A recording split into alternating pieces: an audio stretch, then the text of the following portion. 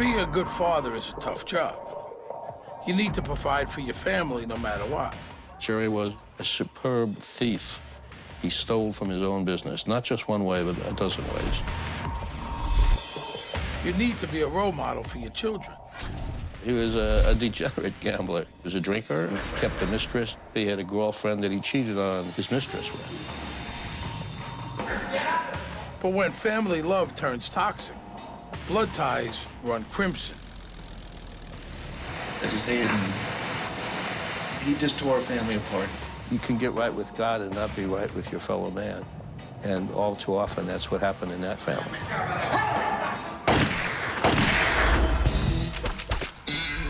My name is Steve Sharippa. I grew up in a pretty rough neighborhood in Brooklyn, New York. I've seen good people turn bad and bad people turn worse.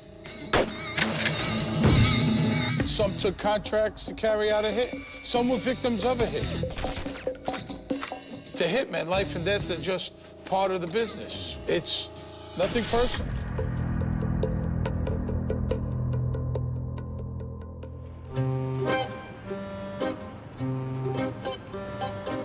It's September 25th, 1985. Today is Yom Kippur, the Day of Atonement. If you're a Jew, it's the day you admit to God you cannot live up to every promise you've made. But after sunset, it becomes a feast. The idea of breaking God's laws on Yom Kippur is, to the faithful, almost insane. But the clan at the heart of this story was all about crazy. You can get right with God and not be right with your fellow man. And all too often, that's what happened in that family. Vera and Jerry Woodman are just getting home from a family Yom Kippur dinner. But this day won't be just their Day of Atonement. It will be their final day on Earth. Two of their sons have hired hitmen to kill them. It's a pathetic story. It's two sons to do this to their parents. I mean, you can get aggravated with your parents, you can get pissed, you can get a lot of things, but to resort to murder, to me, is much too much. So the question is, what was this family about? What went so wrong that their children would hire people to assassinate their parents? The answer begins where these things often do, with the money. They were conspicuously affluent, and I think it was a fetish with them. They came from working class people in Manchester, England, where Jews were not socially prominent, and they felt that their money equaled status. And of course, this is California. It does.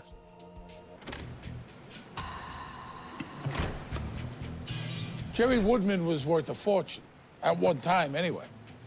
He owned a company called Manchester Products.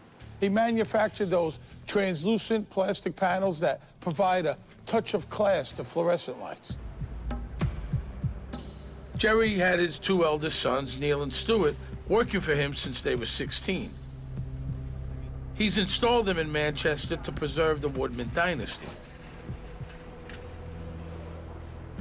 And also so Jerry doesn't have to send them to college.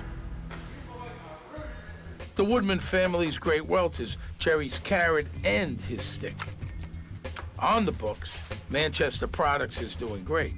Off the books, it's a gold mine. He was very, very good at starting businesses and making money from them and growing them. And one of the ways that he was good at it was that he would steal most of the profit and never pay taxes on it. Jerry was a superb thief. He stole from his own business, not just one way, but a dozen ways. I know what you're thinking. Jerry wanted to take all that cash and send it to UNICEF to feed the hungry. Yeah, sure. Jerry used that money to feed his own appetites. He especially craved the 3 Bs: bookies, booze, and broads. He could never get enough, and he spent millions. He was a gambler. He was a degenerate gambler. He just couldn't stay away from it. Cards, dice, horses, sports games. He bequeathed that to his sons. But he was more than a gambler. He was a drinker, and he kept a mistress at the Beverly Hills Hotel for many years. He had a child with one of his mistresses. He had a succession of mistresses. He had a girlfriend that he cheated on his mistress with. So Jerry Woodman was no prize. He was a thief, a gambler, a womanizer, and a nightmare of a role model. Does that mean the guy should have a contract taken out on him by his own offspring? It's time to meet the boys, Stuart and Neil Woodman. Let's just say the apples haven't rolled too far from the family tree. Those boys have some rotten spots of their own. Stuart is like a jellyfish in the ocean. He just goes any which way, just kind of follows along. And Stuart was overweight, didn't care about the consequences, just wanted the money and the fame. We had somebody tell us that Stuart called his mother on his honeymoon and said he wanted to come home. I mean, what kind of guy is that, huh? So if Stuart's just spineless, what's Neil? Neil is the alpha dog. Neil's a snake. He'll do anything to get whatever he wants. They were a couple of assholes. If these guys had turned out pleasant, it'd have been a miracle. Their dad had twisted and stunted them like a pair of human bonsai trees. Even so, their toxic birthright came with some talent, too. They had inherited a lot of their father's talent for this business. Stuart was a salesman. He could sell ice to Eskimos. Neil understood the manufacturing process. He was very good about making sure production quotas were met and expenses were kept down. And Jerry's not completely abusive. With him, you're never sure what you're gonna get. Gerald had two personalities. If he was your neighbor and your friend, he was the sweetest guy. But if you were a businessman, he was the toughest son of a bitch you ever dealt with. It's usually the nasty side his family sees. They grew up in a household where their father's word was law, and yet, as any kid does when living in a household, you know when your father's done wrong. You know when your mother is unhappy. You know when he does things that are unfair. But you can't argue with your father. And this guy was, I won't say exactly a monster, but he was the king, and he's not a very benevolent king. He wanted things done his way. But he was that way with everyone, not just his sons. He had a peculiar sense of humor. If you knew Jerry Woodman, he was always shticking somebody. Shtick is like a needle. He was always needling somebody. And he did his thing, and his thing was whatever he wanted to do. They didn't get along with their father, and he hated them, and they hated him. He had no compunction whatever about humiliating them in front of the help. You raise your right hand. With respect to the statement, do you swear to tell the truth, the whole truth, and nothing but the truth, so help you God? Yes. When it all came undone, Stuart Woodman's extraordinary confession to a room full of LA cops and lawyers lays bare how a family could come apart so violently. My father was always screaming and yelling at him. You're stupid. You can't do this right. You can't do that right. My father got no thrill out of yelling at people, unless it was he had an audience for it. But he wouldn't just yell. I mean, he just cut you to pieces. I've never ever run across anybody in my entire life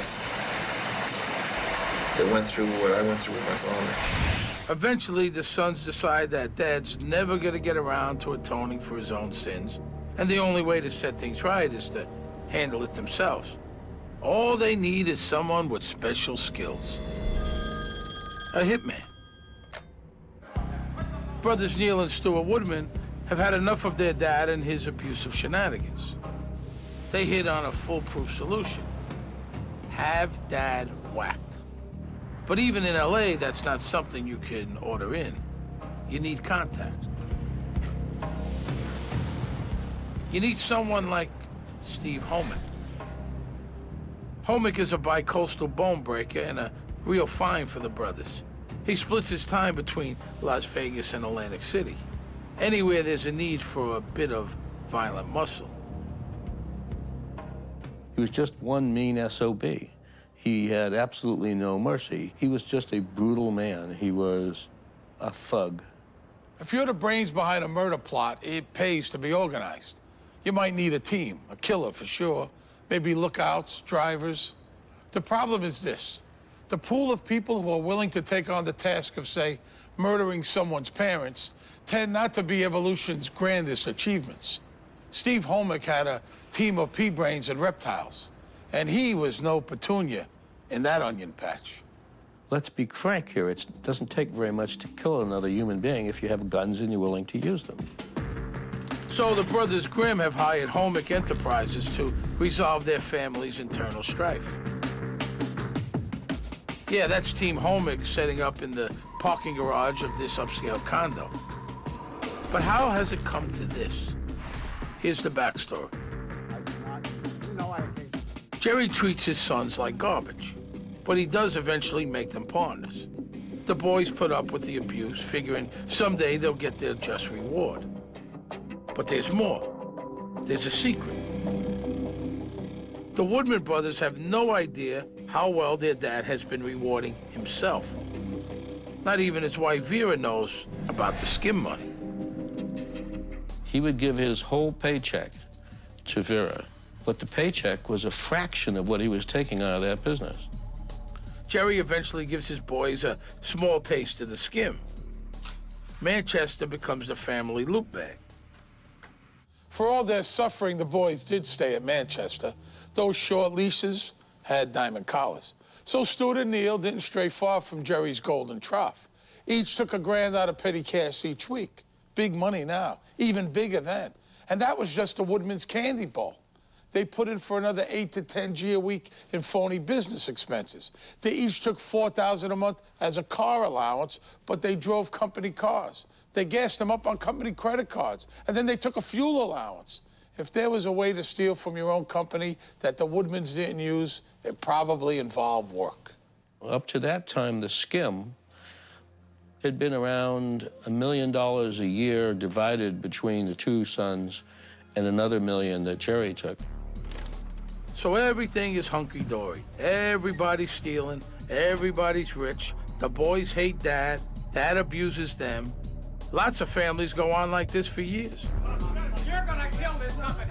But at 61 years of age, Jerry's reign is interrupted one fine afternoon when his heart has finally taken enough of his abuse, and it attacks him in his office. The other paw has nothing on it. Oh, yeah. Dad, call an ambulance. The heart attack is proof that he has one. Being Jerry, he refuses an ambulance. Being Jerry, he gets his way. He insisted on driving himself to the hospital after he had the heart attack. That was my father. Dad, let me go home. He drives as he always does, like the hounds of hell are on his bumper. Jerry Woodman didn't die, of course. That would have saved his sons a lot of trouble and prison time. But he did at least decide to plan something about the future. He bought a life insurance policy on his wife, Vera, payable to Manchester Products. Meanwhile, Jerry's absence from Manchester doesn't exactly leave the place a rudderless ship. Out from under Dad's thumb, Neil and Stuart are in hog heaven. They found themselves running the company for months, nearly a year, without him. They discovered that they didn't need him. And now, with full access to the company books, the Woodman sons discover how lopsided the partnership with Dad really is. Wouldn't you know it? Those boys have an epiphany. They discovered that he was stealing from them, that he was taking way more than his share. They decided they weren't going to stand for this. They were going to ease him out of the business. Jerry was still recovering from this massive heart attack. They went to their mother, Vera, and they said, "Mom, don't you think it's time Dad retired?" Now, don't get us wrong. We'll pay his complete salary. He'll keep all his perks. The only thing is he doesn't have to come in. We'll take it from here. Vera thought that was a good idea. She'd like to spend some time with her husband in her declining years. Vera might be dreaming of shuffleboard in the sunset, but Jerry's fingers are way too itchy for that. But Jerry knew exactly what was going on. He knew his sons were trying to push him out so they could take their skim money and steal it themselves. And he wasn't about to let that happen. Remember, Jerry's lifestyle depends on what he skims, not on what he earns. And he isn't about to give up mistresses or betting on the pony. Jerry took to the idea of letting his sons pull his hand out of the till like a vampire to a sunny day at the beach. he woke up with a powerful thirst for Manchester Products cash flow. He latched onto its jugular and started sucking even more than ever out of the company. 4 racehorses on the company dime, a 2-week all-expenses-paid trip to London for himself, Vera, and half the people on their block. By this time, Neil and Stuart are in their 30s with families and opulent lifestyles of their own. And now their father is going to bring it all crashing down. He's out of control. I want Mr. Lucky in the first. I want. This is the kind of situation where a young man needs a rabbi. Lucky for the Woodman boys, they have a real one. Stephen Rubin is their friend and spiritual advisor. Neil and Stuart told me their father was addicted to gambling, and their father was destroying their business. And no matter what they did, their father was going to drive them all into the ground, and that the only way they could save their business, their livelihoods, their families, was to remove him from having control of the business. His boys' plans to take over Manchester set Jerry off big time. He decided that slowly bleeding the company dry wasn't causing his ungrateful sons enough pain. So he took off his belt to give them a thrashing. He served Neil and Stuart with legal papers saying he was dissolving the company, locking the doors, and selling off the machines. Financially, it made no sense. They'd all lose millions. But Jerry'd still be rich, and his broken, unemployed sons would know who was really in charge. It was mean-spirited, it was vicious, and it blew up in Jerry's face.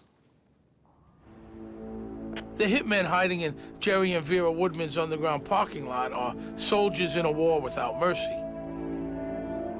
Jerry is nasty, abusive, and selfish. But his sons have enlisted a cutthroat named Steve Homick, and he makes Jerry look like a pussycat. According to Stuart's confession, murdering Jerry and Vera was Homick's idea.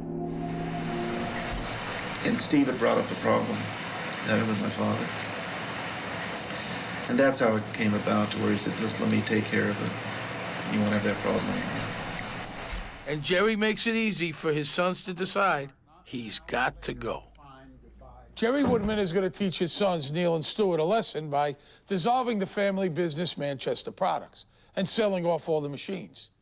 But it doesn't work. A new California law allows partners who don't want a business to be liquidated to buy it at liquidation prices. In other words, Neil and Stuart outfox their dad and scoop up Manchester for a song. They unhook their leashes and give Jerry the old heave-ho. Turnabout is fair play, right? Still, the son's victory comes with a heavy price. Their relationship with their mother, Vera. Vera was the titular head of the company, and for legal reasons, controlled the stock in the company. She was the president of the company and controlled 50% of the voting stock.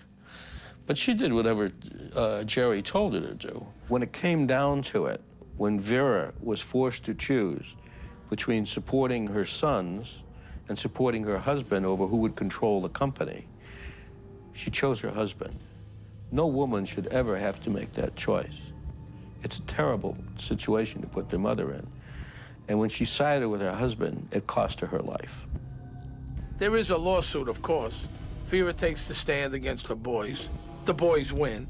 Vera and her sons will never be able to patch things up. What was the reason for your mother? The lawsuit could never have happened without my mother. Never would have ever happened. How do you say that? She owned the stock. She swore to me, she said she'll never... I remember her sitting with Neil and Anna in my office on Mason. And she's, your father's crazy. She's, I know he's nuts. He'll never, ever get his hands on the stock. At least you know that. And I moved into a house in Hidden Hills. And before I moved in, I said, are you absolutely sure there's no problems with anything? So he had threatened before. And he said, no, go in and move in and enjoy yourself. And a few months after I moved in, we got served with a lawsuit. What you're saying is you felt betrayed by your mother? Yeah, I felt betrayed by my mother. The sons wound up with the company. Jerry wound up with his $2 million paid-for house, $750,000 in cash, and Vera's jewelry. Now, a lot of guys would have taken that and got a Palm Springs condo and just had a very nice life for the rest of their life. Not Jerry. Jerry was not going to take his son's victory lying down. He'd set out to ruin Neil and Stuart, and that's what he meant to do, even if he had to burn through every cent he had, and believe me, he had quite a few. He mortgaged his Bel Air mansion. He sold Vera's diamonds. He borrowed from other relatives, and he used all that dough to go into competition with his sons, Woodman Industries. His new company has only one mission. He cut prices to the point where he knew his sons couldn't compete and make a profit. He didn't care. He was not out to make a profit. He was out to destroy them. Jerry won't be happy until he drives his sons into bankruptcy. He doesn't stop at undercutting their prices. He also poaches their staff. Then we started having salesmen tell us, you know, your father's offered us this, your father's offered us that. We lost several salesmen. We lost our crew, except for 3 or 4 main workers. We lost our crew of workers. But these battles don't prevent the Woodman sons from making Manchester their cash dispenser, as it had been their dad's before them. Stuart and Neil thought nothing of going to Las Vegas once a month and dropping 50 grand in a craps table. If they won, great, they'd buy their wives fur coats. The Woodman boys were now living the life that Dad's larceny had held back, and they had learned how to waste money from the Michael Jordan of mindless spending. Stuart bought his wife so many fur coats, they designed a 1,400 square foot refrigerated closet just to house them. They're not so casual about losing their battle with Jerry, though. They may not have his bluster, but their war with Dad is no low-stakes craps game. They were trying to get even with their father for a whole lifetime of abuse.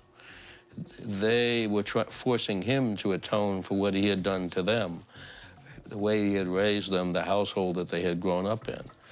This, I think, was the way they justified this in their own mind. As for Steve Homick and his team of assassins, they're just greedy and mindlessly bloodthirsty. It's hard to imagine where such people come from. Oh yeah, Las Vegas. To a gambler, all roads lead to Vegas. The Woodmans were well known on the Strip. And if you throw a lot of money around in Sin City, you're sure to meet some sinners. The Homick brothers were just the kind of snakes who like to bask in the glow of other people's cash. Stuart's wife was extremely attractive, and they loved to go to Las Vegas. They were big gamblers. They gambled on horses. They bet basketball, football. They bet on the rise and fall of the sun. At some point when they were in Vegas, Stuart's wife met Steve, and he kind of hit on her, and that's how they got to meet Steve Homick. Steve Homick had been an LA cop, but he never had much of a taste for law enforcement. He did enjoy the opportunity to beat up people who were in handcuffs. The LAPD wasn't so into that anymore, so Homick got the boot. But in the Gomorrah of the Mojave, Homick finds people who appreciate his talents. He was in Las Vegas doing thuggish jobs for the mob. They would use him to break a leg or a kneecap or shoot somebody. And he was running a half a dozen other criminal enterprises on the side. Homick and the Woodman brothers become chummy over roulette wheels and 20-point spreads. And the boys' new friend Steve finds them a way to win every single trip.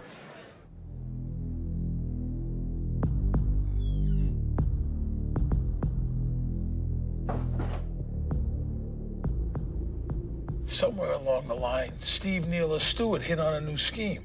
While the Woodmans were dropping cash in Vegas, Homick would help them recoup by burgling their houses back in L.A. Insurance would pay for the jewels the brothers said were taken, and the losers at the tables would become winners at insurance fraud. Stuart would file an insurance claim, and the insurance company would pay off on the burglary at Stuart's house, which occurred on any number of occasions, whenever Stuart went to Las Vegas. Like the Woodmans, Steve Homick runs a family business. Brother Bob is his partner. Robert was a great big guy who was a member of the California bar, but who could never quite get a job in a law firm because he would go on job interviews wearing surfer shorts and a big T-shirt. He made a living stealing law books to order for law students. When he wasn't swiping textbooks for future shysters, Robert would heist the Woodman's cars. He'd abandon them in the desert or drive them off cliffs. I know it sounds like a great hobby, but the real aim was collecting more insurance money. But the insurance scams are just a warm-up for the main event. A grudge match between parents and children with an ending that's right out of a horror movie. You might want to close your eyes. What was ugly is about to get hideous. War is raging in the Woodman family. Hostilities between father and sons have gone from bitter to vicious. And just how deep do they run? When Neil is planning his son's bar mitzvah, he decides he needs armed guards. Neil really believed my father was going to crash through the temple in his car and sit there and watch his son get bar mitzvah. I mean, he really believed that. This time, it's Rabbi Stephen Rubin who's caught in the middle. He was literally concerned and afraid of his father coming in and disrupting the service and ruining his son's bar mitzvah.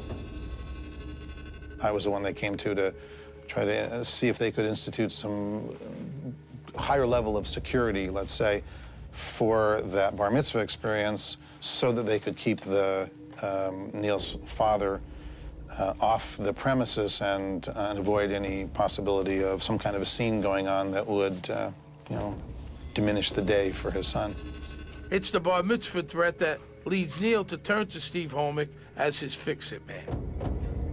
And Homick solves it in a jiffy. He hires a pair of retired cops to man the barricade. And what does Neil tell the cops to do if Granny and Grandpa storm the gates? Shoot them. In their day-to-day work, cops see a lot of dysfunction. One toxic family tends to bleed into the next, so you get cynical about the whole human race. I think if you're a police officer, just getting up in the morning could be a triumph of optimism over experience. But nothing ever skeeved those two cops out like the rich guy who wanted his parents wasted at a bar mitzvah. You remember the really weird ones. We'll see those two flatfoots again. That you can bet on.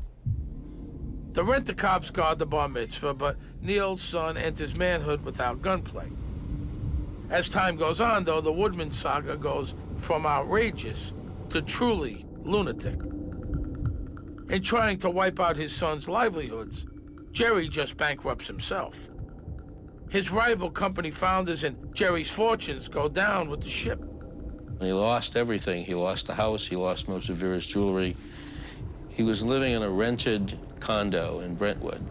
Very nice place, but a very big step down from where he'd been. Neil and Stuart hope their bankrupt dad can't hurt them anymore.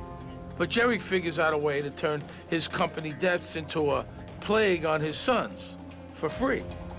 So now he had a lot of time on his hands, and he used that time to make life miserable for his sons. If he needed a plumber at the house, he'd call the plumber and say, send the bill to my sons. Then he had the bright idea of calling up his creditors. Called them up and said, just send the bill to my sons, they'll pay you this whole money with interest.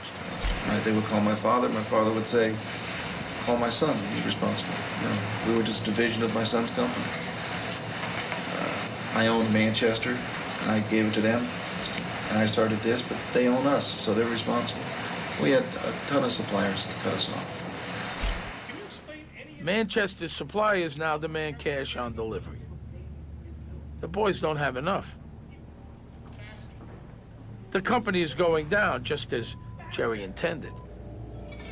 They only see one way out. As long as Dad's alive, he'll torment them. So now you've got the picture. Neil and Stuart want Jerry dead, and we all know why. But what about Vera? Isn't she just a victim? We could fill the Coliseum with people who could tell you that Gerald was not a nice person. We never found anybody who could say that Vera was not a nice person.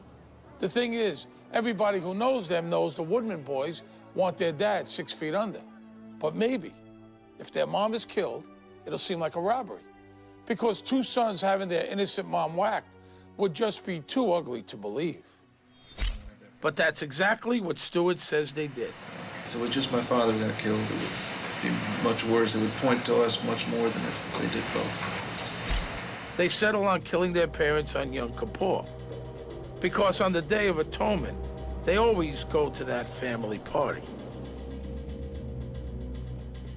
But Neil and Stewart know the cops will laser in on the dirty family laundry. So they've covered their tracks.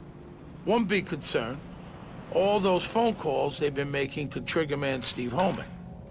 The solution, payphones.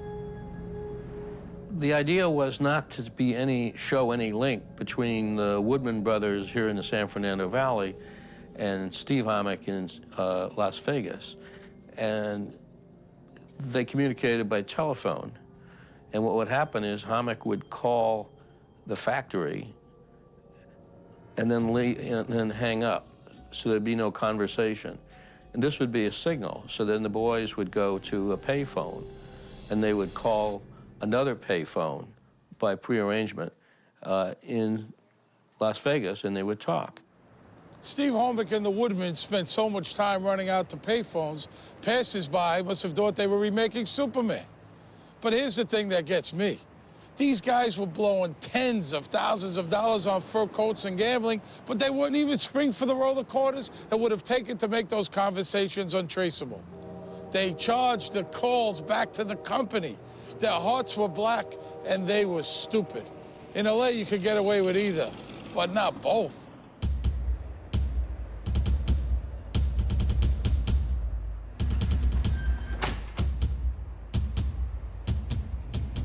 By 1985, Vera and Jerry have lost the honor of hosting the family's annual Yom Kippur dinner.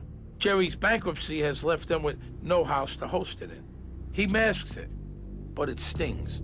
Rent was paid by his son-in-law, and they gave him walking around money. They gave him a couple $1,000s a week just so he'd have some money in his pocket. It was a big fall from grace. Meanwhile, the Homick brothers are figuring Yom Kippur will lead to a big payday.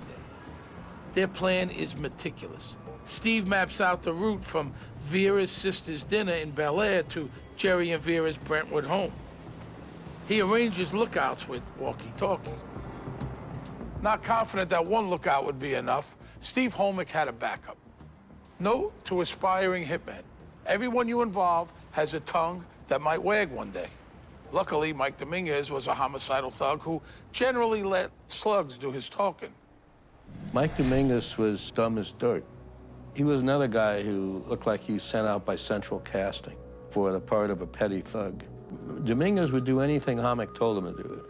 And I'm sure that this is as much because he was afraid of Homick as because it was a way to make money. Steve Homick and Mike Dominguez went into a private home in Las Vegas, forced their way in at gunpoint, told the woman who owned the house if she didn't open her safe for her jewelry, they'd kill her. When she opened the safe, they killed her. And they killed the maid, and then they killed the UPS man who rang the doorbell. And they did this all for what turned out to be $5,000 worth of fake jewelry, you know, the $5,000 for melting down the settings. They would kill you as soon as look at you. So Homick and Company's plan is to pop Jerry and Vera in the garage. Now, the only thing stopping Steve Homick from getting into the garage in Jerry's building was a bike chain. No problem for a master criminal like him. So Homick snipped the chain and stuffed it into his bag. But that reptile brain isn't so attuned to thinking ahead. He left the cut link where it fell.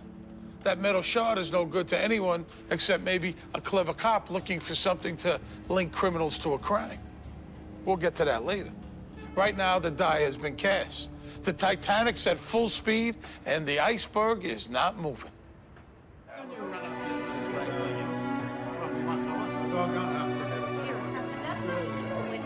It's hard to overstate how important Yom Kippur is in the Jewish calendar. It's the day you confront your human weakness. You fast and offer supplications. You ask God to accept you in spite of your flaws.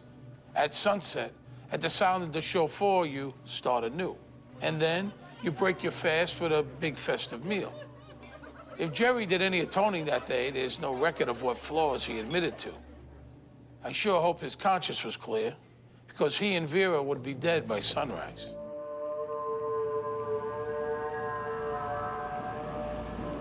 Deli owner Marvin Saul shares that Last Supper with the doomed Woodmans. We were the last two people to see them alive. We were all leaving, and my wife said, you know, I really like Jerry. 20 minutes later, they were dead.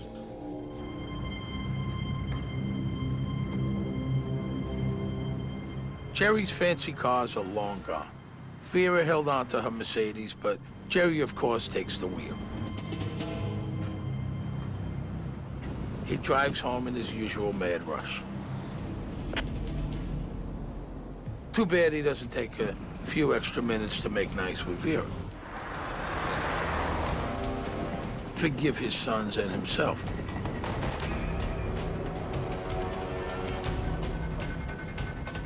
Make his peace with God.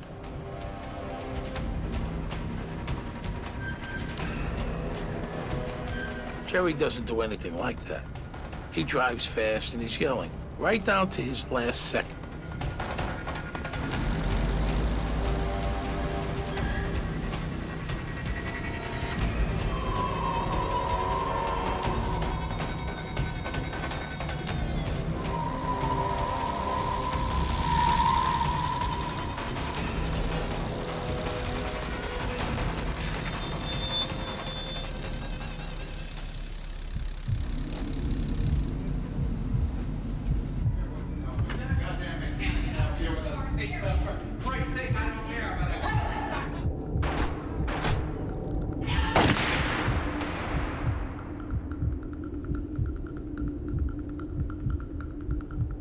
So the Woodman family drama comes to a climax in a dreary garage in Brentwood, California.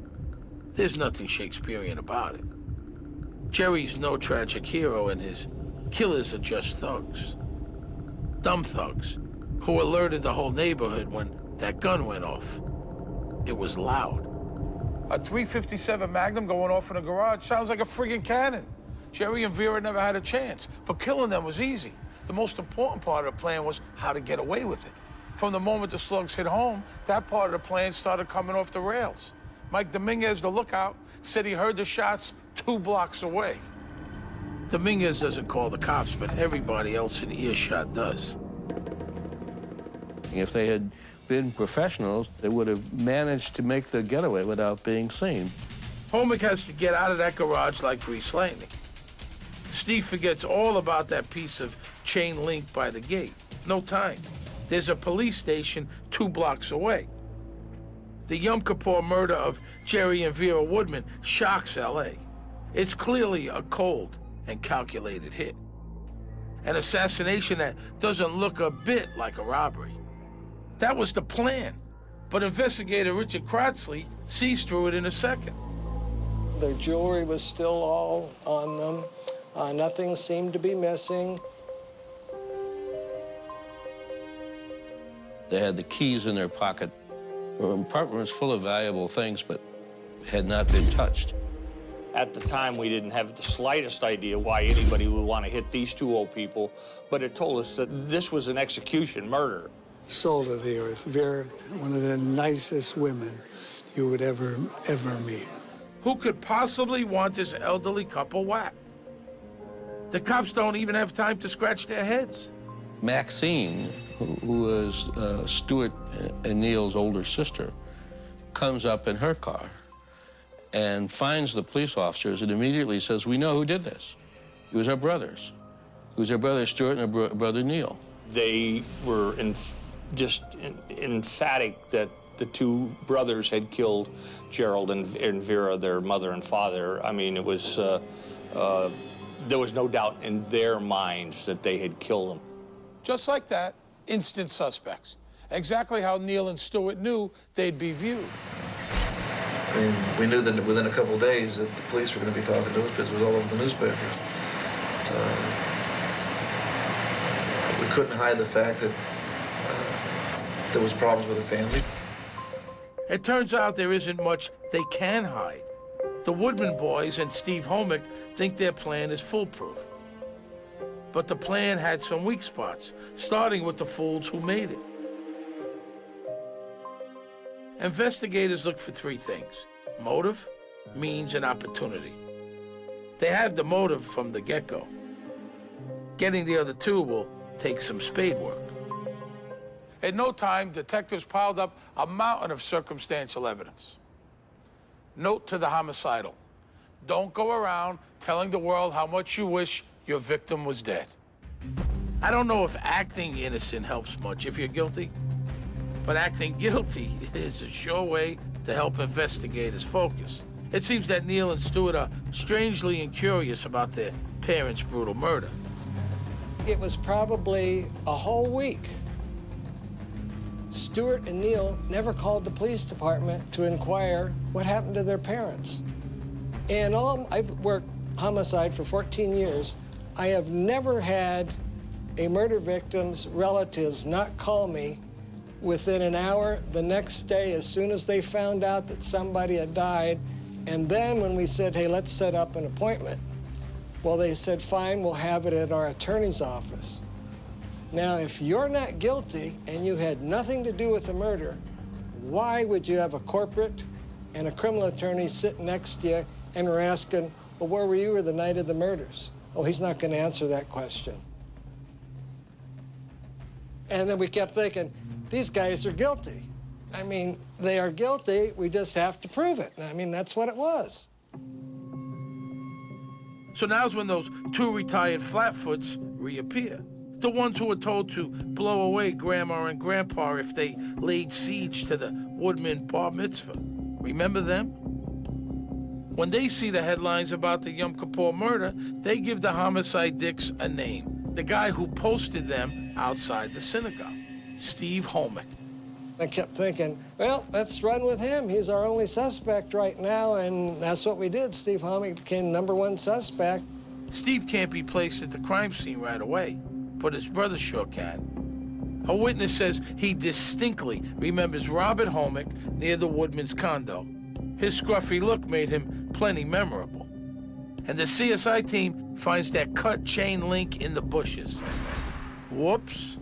The chain link was sawed in half. Somebody from our crime lab said, you find me the bolt cutters, you know, I might be able to correspond those tool marks. So when we did our search warrants, lo and behold, where'd we find the bolt cutters? Robert Homick. Not only were the cutters found in his home, cops found the receipt that showed he bought them at the hardware store just down the street. Does it get any easier? Robert Homick was done. You got Robert, you got Steve. All that's left is to connect the brothers Homick to Neil and Stuart Woodman. And who was better at making connections than the phone company? The police made a very detailed study of payphone records from payphones in the area surrounding the factory out in the valley. And they found that all of these phone booths were within a mile or so of the plastics factory. If you plotted them on a map, it was almost a perfect circle with the factory at the center. The problem with the plot was the boys used their company credit card when they made these calls from the phone booths. Pretty smart. If they had a roll of quarters, they probably would have got away with it. Ma Bell, witness for the prosecution. In the end, it was the quiet one who started singing. When cops picked up Mike Dominguez, he learned from them that his future looked bleak. Gas chamber bleak. That is, unless he had something to trade. It turned out he did. He gives up the whole enchilada. Motive, means, and opportunity. The cops have their homicidal trifecta. He told us that he and Steve had flown into Los Angeles a couple days before the murder. They had traced the route with Robert Homick. Marvin Wolf follows every step of the trial. In fact, he goes on to write a book about the Woodman's blood feud. When these guys come in and sit down from a distance, they're just, you know, sort of indistinct figures. But if you sit there and you look at their faces, the hair on the back of your head has to stand up. These are animals. There's something less than human about them. That was my gut feeling about them. These guys scared the hell out of me. There's only one question left. Who's gonna crack? The jellyfish or the snake? Do you swear to tell the truth, the whole It's the jellyfish. Stewart hasn't the spine to face death row. He offers to trade Neil's ass for his own life. His confession runs for 10 hours, and he lays it all out on a platter. His version, anyhow. You know, my wife and I were both involved, called as witnesses, and I was totally shocked when Stewart was convicted. Then I was flabbergasted. He then turned around and identified his brother as being his co-conspirator. Stewart testified that Neil was the brains behind the operation, adding insult to a life of incarceration. In the end, Neil and Stewart both got life without parole. As a rabbi, I'm always teaching people that they need to not let their circumstances define who they are, that whether the circumstances are good or the circumstances are horrific, you can find people who've transcended them and who've made different choices. And, you know, and that here is one of the issues, that they had they had everything, these guys, Neil and Stewart. They had everything. They had money, they had beautiful wives, they had wonderful kids, they had great families, they had everything that to throw away, and they did. I think her insurance policy and the hatred for the father was the reason that the boys got in so deep in money matters that let's take out mom, collect the money, we hate dad, and we'll take out dad too, and then we've got everything. We've got the company, we've got the insurance money, and we're out of debt, and we own the company, and we're good. Stewart and Neil gave their father back what he gave them. He took their lives from them in a certain way. Yeah, it's true he gave them many things, but he also took away a lot of things. And their revenge was to take his life. I had no feelings about my father. Just no feelings about him. Just my kids won't know my mother. They'll never be able to see her. I'll never be able to see her again. And that I got upset about. But you paid 2 people to have her killed. I know what I did.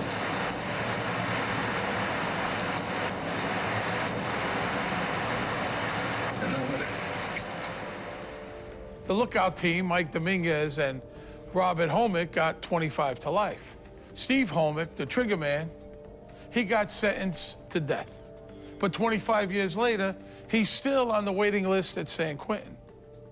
Stewart has asked for parole and been turned down a half a dozen times. Neil still says he's innocent, but that's between him and God. For him, and for the rest of that sorry lot, every day can be a day of atonement. And may God have mercy on them, because it doesn't look like the state of California is going to get around to it. If your dream is to be a hitman for a Mexican drug cartel, you've got to start young. Teens are the best. They enjoyed the rush. They enjoyed getting paid to kill people. Yeah. Best of all are Chicano kids. They can blend in on both sides of the border. You had American youth dressed like Americans, speak like Americans, able to travel like Americans. There was a lot of money involved. Cars, girls, anything you need. To a teenage hitman, life is a video game. His victims just losers. Too bad for them. My name is Steve Sharippa. I grew up in a pretty rough neighborhood in Brooklyn, New York. I've seen good people turn bad and bad people turn worse. Some took contracts to carry out a hit. Some were victims of a hit. To hitmen, life and death are just part of the business. It's nothing personal.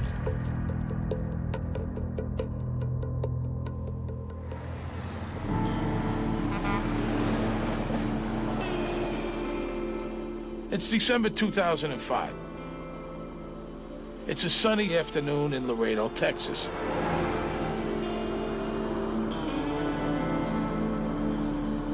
Moises Garcia, his wife and son are out for lunch at a local Tex-Mex chain. Moises Garcia was a young person, I think mid-20s. Had a family. I think he was expecting a child. What Moises doesn't know is that his plate of rice and beans will be his last meal.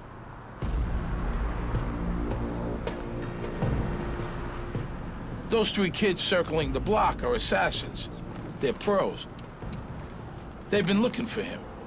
That kid with a pistol is Rosalio Retta, an American teen from Texas.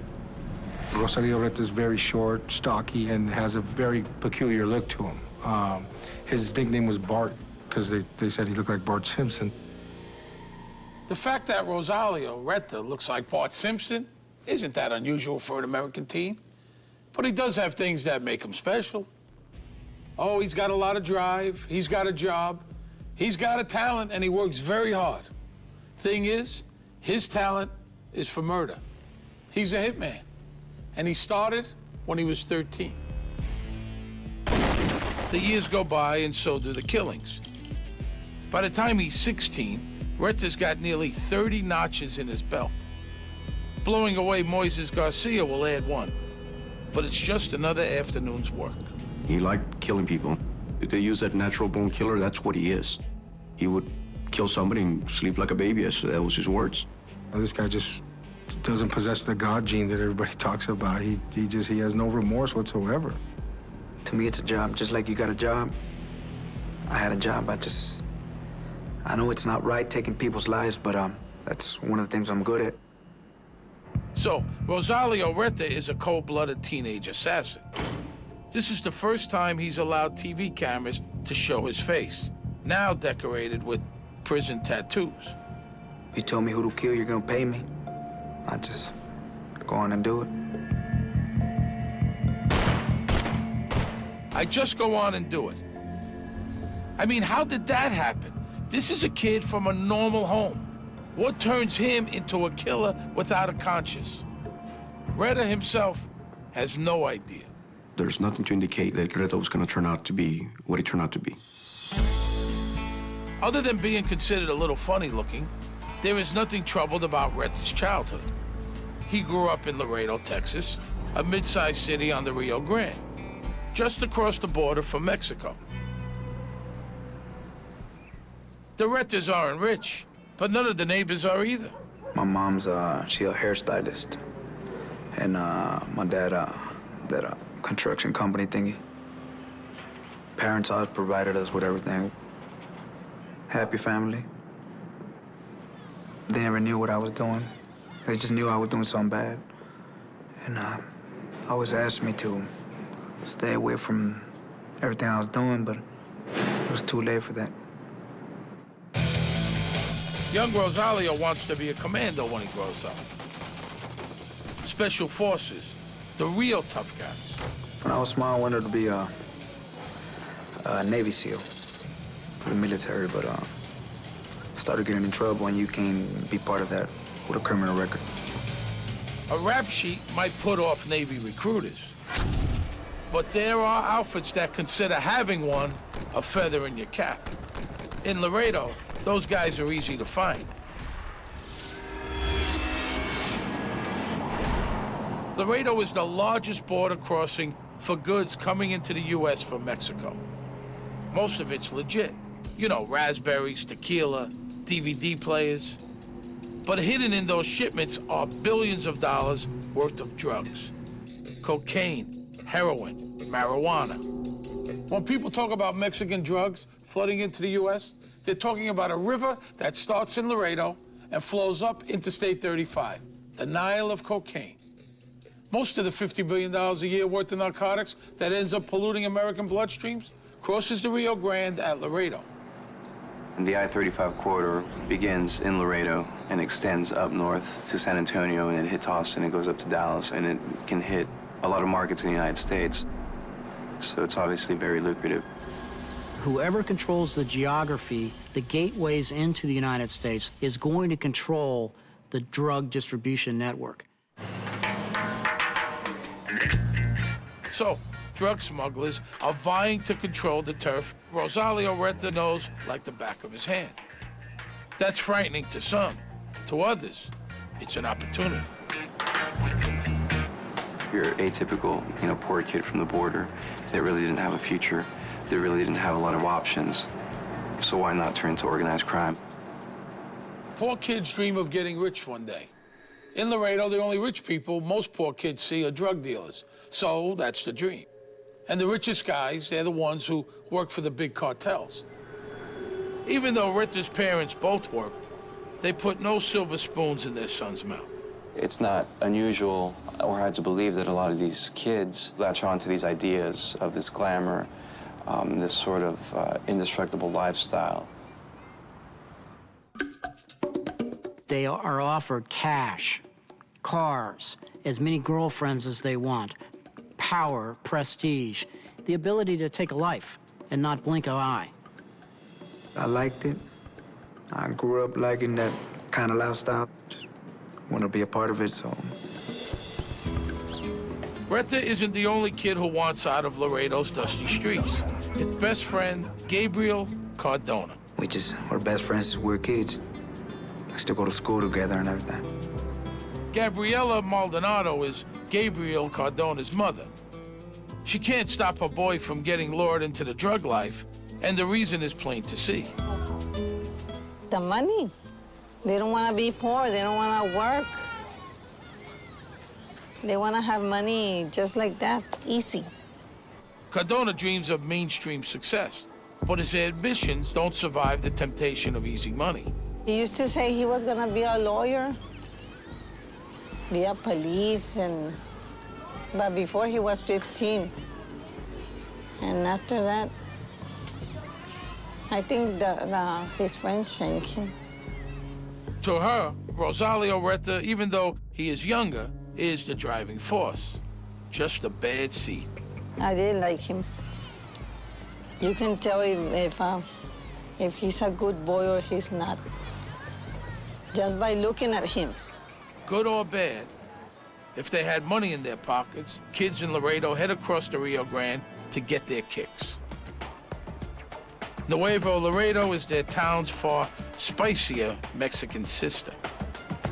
They go out there and hang out in nightclubs on the Mexican side, and they start seeing their old friends, you know, hanging around with good-looking women. They're driving around expensive vehicles, a lot of money, and they don't have a job.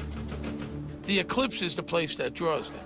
If you want to be noticed in Nuevo Laredo, the Eclipse is your stage. I used to go there a lot. Everybody used to go to that club. The two pals from across the border get noticed, all right. Scouted is more like it. Retta is just 13. Cardona, he's 16. But they have a natural ability. That much is clear.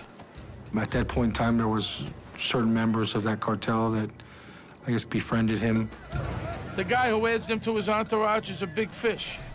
Cartel boss Miguel Trevino. Miguel Trevino Morales is greatly feared, one of the bad guys, you know, one of the people that you do not want to mess with. Trevino is a man that is deemed to be by the U.S. Drug Enforcement Administration one of the primary cartel warlords that rules an empire. This is something you gotta know about Mexico. Drug bosses are rock stars. Kicking with Miguel Trevino makes you a player. I was real close to one of the big guys in Mexico. Kept on seeing me around a lot. Like what I do, the way I do it. So I started coming up little by little. What Retta does is hurt people. The way he does it is without remorse or hesitation. Trevino likes that. And make no mistake, Miguel Trevino is a truly bad guy. He has been known to participate and watch beheadings. This is an individual that is not afraid of picking up an entire family and eliminating them. Trevino commands a whole posse of killers, the Zetas. The Zetas are former Mexican army commandos who figured out that the bad guys pay way better. So they become enforcers for the Gulf Drug Cartel. When you look at the importance of the Gulf Cartel in connection to the actual drug trade, this is one of the major cartels operating in Mexico. The Gulf Cartel is run by guys like Juan Garcia Abrego and Carlos de la Cruz Reyna. The Gulf guys are big time mostly because they control the Laredo crossing, and thus the I-35 corridor. They keep control by killing anyone who gets in their way. Causing that carnage is what the Zetas do for a living. You know, a lot of kids are like, I want to be a doctor, I want to be an attorney. Everybody down there, they wanted to be Zetas. I want to be a Zeta, I want to be a Zeta. For Retta and Cardona, their childhood wishes come true. Trevino decides the boys have the right stuff to kill for the Zetas. But why do the cartels recruit teenagers? Why send boys to do hitmen's work? Cartel bosses like Mikhail Trevino have given that a lot of thought. It's a question of psychology. Teens don't think about consequences. Their moral sense is less developed. But these teens' biggest appeal to Trevino is a special something other Zeta wannabes don't have and can't get: American passports. They can travel, they can mix, intermingle with other people here. They can themselves recruit other friends of them. Combine those Yankee passports with a taste for homicide and you're a top draft pick for a Zeta death squad. Retta and Cardona think murder is so much fun they do it for kicks. Cardona's first killing is a drunk he shoots in the face just to see what it was like. Trevino tests Retta too. I just wanted to see where you were at. You're able to kill someone. A lot of people say a lot of things, yeah, I'll do this, I'll do that, but when it really comes down to it, I'm not gonna do anything. In Mexico's narco culture, killing someone isn't just business. It's how you send a message to your victims' compadres. This is what'll happen to you if you don't get out of our way. Victims aren't just killed, they're tortured and butchered. Heads are sawn off, bodies dismembered, toyed with, and then burned in oil drums. They call that a guiso, or a stew. So what's the test Trevino gives Retta? They grab a guy they're having problems with and tie him up. Then Trevino hands his jewel pistol to a 13-year-old Rosalio. So I just killed him. Stepped into a different world. It all changed. But at first, yeah, I started liking it. He executed him to prove his loyalty, to prove that he had enough to commit a murder. I knew what I was getting myself into. I wasn't a kid anymore at that time. It turned out that this 13-year-old was not your average kid. Rosalio Retta has the raw material to be a cartel killer. But at 13, he doesn't have the skills to fit in with the feared Zetas. Mikhail Trevino plans to develop his protege. Retta is gonna be a star. He'll be the last one a lot of people see. In the fall of 2005, American teenage assassins Rosalio Retta and Gabriel Cardona are working for a drug cartel. Moises Garcia is in the business himself. That's about to put him in harm's way.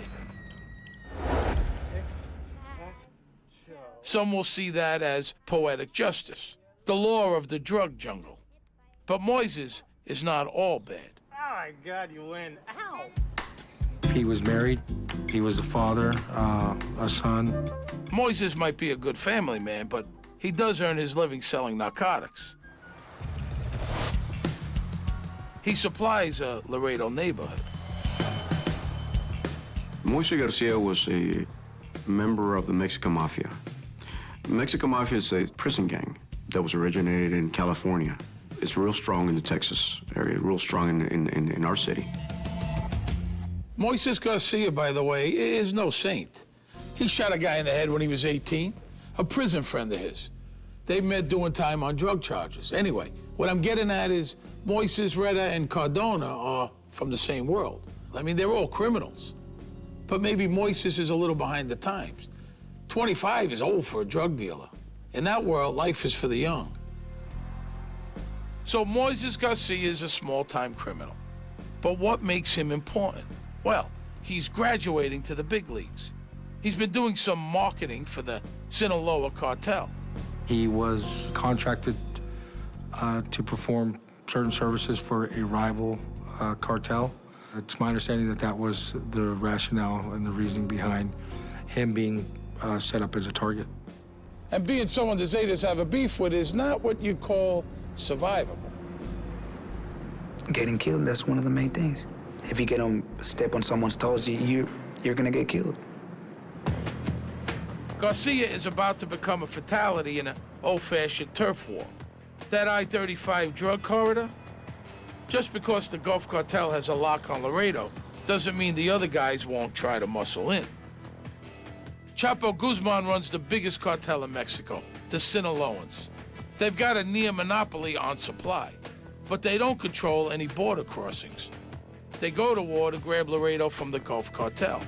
When the Sinaloan cartel tries to move in on this area, you have a traditional power struggle that unfolds. There's a huge infighting and rivalries begin to exist.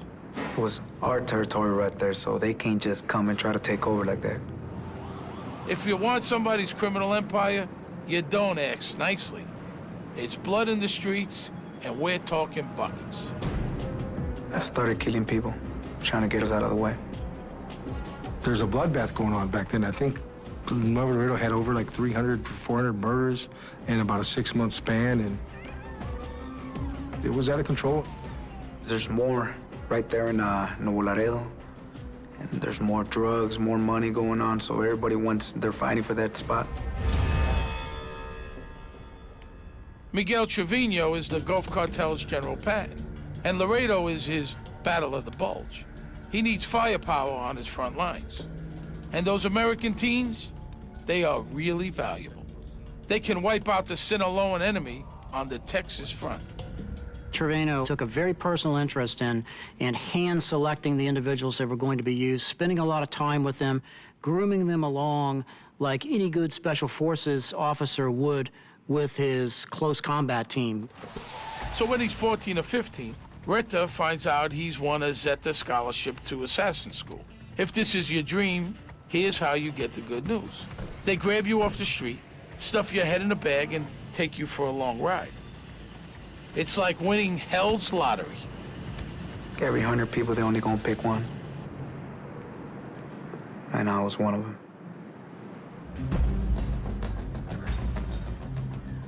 Most of these kinds of training operations are taking place on very rural ranch properties that are owned by the cartels. It's like a special force training. For a lot of kids, summer camp is a rite of passage. A chance to learn new skills, make new friends, you know, come into your own. At Camp Zeta, Retta meets new people and picks up some awesome new skills. Firearms, knife fighting, hand-to-hand combat, beheadings. He's not so wild about stewing people, though. Hates the smell. Learn how to use any type of military weapons, hand-to-hand combat. The main thing is show you how to kill. Like it does for a lot of kids, camp matures him. Comes in a punk and he leaves an assassin, an experienced assassin. Killing people, doing this, it's, like I say, it's a job. Retta takes to being a sicario like a coyote to an overfed chihuahua. In no time, he's on the Zetas A-team. The killers they save for really important jobs. There was only like 150 in all Mexico of us, so we just go for like big people, not a nobody. When he first began, I mean, he was a tremendous asset because of the skills that he brought into the organization. He gets busy real fast. He and his fellow campers join the war and show those Sinaloan drug runners no mercy. That's what you do every day over there in Mexico. Every day, on a daily basis, you probably kill like 5, 6 people a day. But Miguel Trevino doesn't need the American teens in Mexico. The battle's over Laredo, remember? And it's on the U.S. side that Retta, Cardona, and their American passports can really have an impact.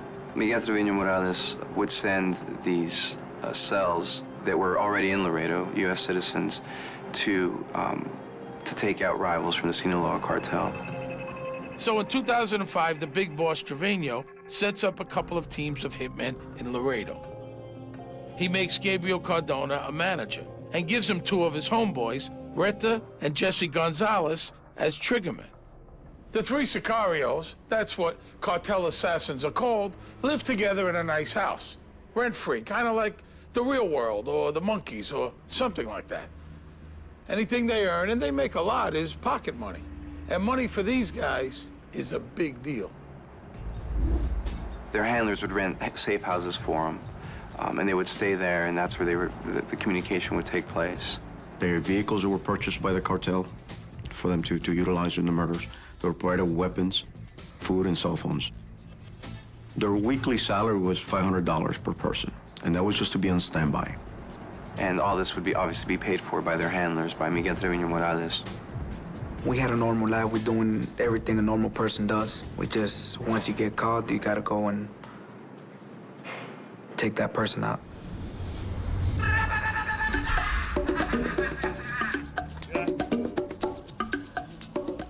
We're not filling Sinaloans with lead. The teams are living in a teen paradise. Mattresses on the floor, video games, booze. There's a lot of money involved. Cars, girls, anything you need. But once you kill somebody, you assassinate somebody, it goes from, if it's nobody, $10,000, $20,000. But I wasn't doing all that. If you're a nobody, I don't want to know anything about it. The people who were taken out, it was like from 75, 125, 200, 250, all the way up to 400,000. With that kind of income and no expenses, you can buy anything a teenager might want. Yeah. Retta, he likes nice cars. So what if he's not old enough to drive? The first Mercedes he got, he won at a raffle. The cartel was hosting some of their, I guess you'd call it a company picnic, for lack of a better term. They handed out door prizes, and he walked away with the, $75,000 Mercedes. Because the guy was only 14 at the time. You do good work, they give you good things. Rosalio Retta has come a long way. He's got a Mercedes and an unlimited supply of games and girls. And if that isn't good enough, he gets to kill people too. For Retta, life is good, and dealing debt just makes it better. These teenagers were thrill seekers. They enjoyed the rush. They enjoyed getting paid to kill people. They really actually liked doing it. Now, killing a guy, if you're a professional, is not a spur-of-the-moment thing. Most murders are, which is why they get solved pretty quickly. Killing isn't hard. It's not getting caught that separates the pros from the merely homicidal. I mean, you gotta have a plan. And when you figure into their plans, it's gonna be a very bad day. American teenagers Rosalio Retta and Gabriel Cardona are working for the Zetas. They're helping fend off a rival drug cartel, which is trying to take control of the border crossing from Mexico to Laredo, Texas. Everybody they're fighting for that spot. Try to come in, but they didn't make it. But the war won't really be won until the U.S. side is cleared of Sinaloan allies. That's why Moises Garcia will end up dead. But there's more to this story than a war between two drug cartels. Laredo's got a man on the front lines of law enforcement. He's also named Garcia, Detective Robert Garcia, the Sherlock Holmes of the Tex-Mex border. We interviewed him in shadow for his own safety.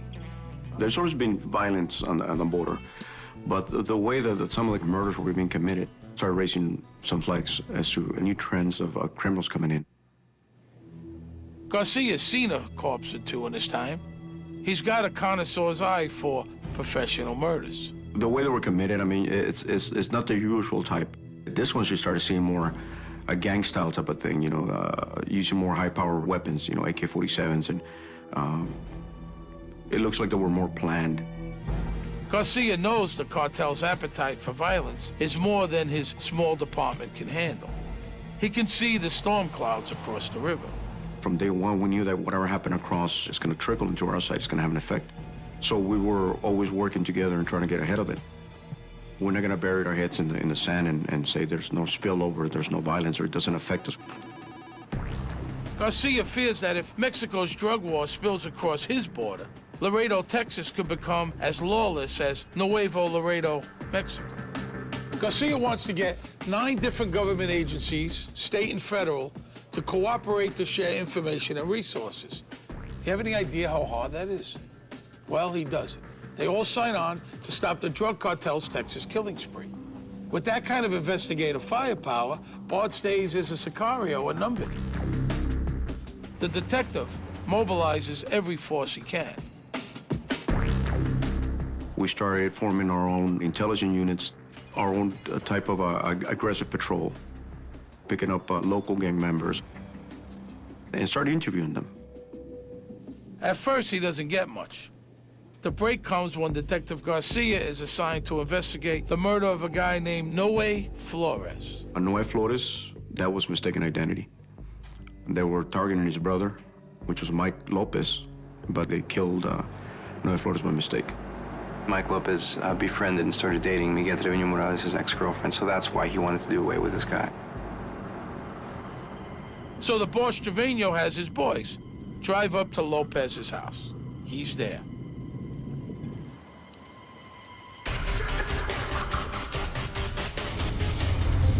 Bang, bang, bang. Easy peasy. He was shot at least, I want to say, a good 6 to 8 times. You know, they leave thinking that they got Mike Lopez. Only one little problem. They pumped the wrong guy full of lead. Mr. Flores, unfortunately, was at the wrong place at the wrong time. Swapping cars a few blocks from a hit is one of those things they test you on at Camp Zeta. It's textbook getaway technique. But if you go to Academy for Assassins, they make sure to remind you not to leave evidence behind. If killing the wrong guy was the only screw-up, it would have been no big deal. But the teen sicarios, they're having an off day. Anybody who's got teenagers knows it's way easier to persuade them to murder total strangers than it is to get them to clean up after themselves. There's a pack of cigarettes that are left behind with a print, comes back to Retta. The breakthrough that actually helps us break not only this case, but subsequently all the cases, was a piece of paper that was left behind. Now, that little receipt was for a pay-as-you-go cell phone top-up. Oops. So, Garcia's got a set of prints and a cell phone receipt. The receipt leads Garcia to a tattoo parlor. He leaves his business card. The owner tips off Retta. A few days later, the detective's phone rings. Garcia. He doesn't recognize the voice. Yeah. He says, I have an understanding you're looking for me on Bart. You better stop investigating the murders, or, we're gonna kill you and your family. You don't know who you're messing with. Just calm down. Tell him to stay away. Because I didn't want to do anything to him. I wasn't really worried about the rest of the homicide detectives because they're all naive and green, so he was the smartest one of the whole lot. So that's one we had to watch out for. So yeah, we knew where he lived, where he ate, everything. That was daily schedule.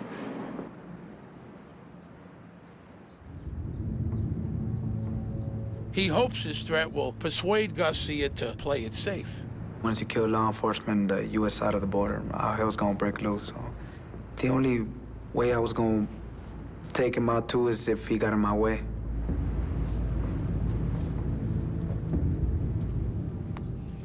After Bart's threat, the Laredo police park a cruiser at Garcia's house 24/7. But Retta's threat doesn't stop the detective. Just the opposite. Finding the elusive Bart Simpson just got personal. Well, that's when it kind of hits home. And I get, well, I guess this is for real. I did not take it as a threat myself. I did not take it as something that I should be scared of, honestly. I took it more like, how dare he? How dare he calls me on my phone and tells me this? It just made me go look for him even harder. Rosalio Retta may have picked the wrong Texas lawman to tangle with.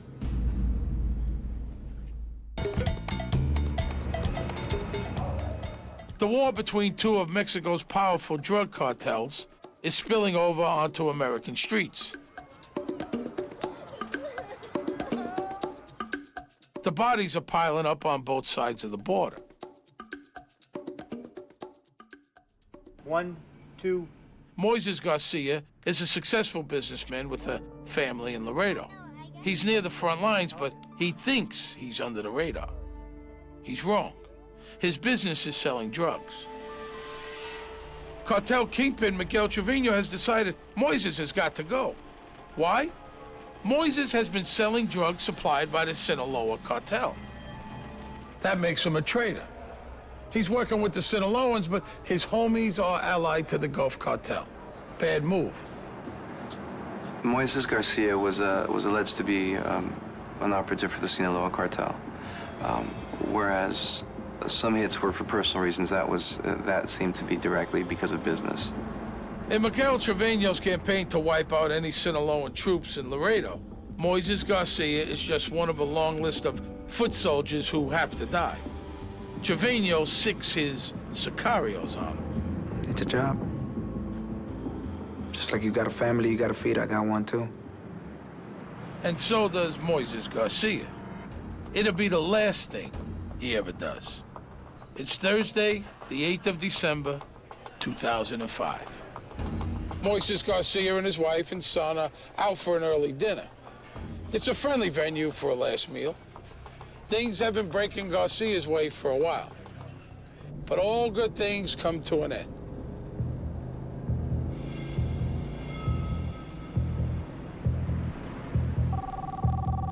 The order to kill Moises Garcia came directly from Miguel Trevino, with his group of sicarios, that being Jesse Gonzalez, Cardona, and Rosalio Retta. They wouldn't do the killing unless it was ordered directly by him. Even a run-of-the-mill pop like Moises Garcia is meticulously planned. The targets were assigned. Sometimes they would come in with a package with their name or photograph. I'll look it up.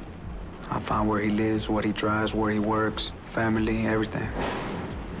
For a couple of days, until they tell me to kill him. That's what he enjoyed, the surveillance and the tracking down. He enjoyed the hunt. You would follow them around Monday through Friday. You know, Monday he picks up his daughter at 3:30. You know, always has lunch at such and such place. You know, is home typically by this time. Might stop off at this bar.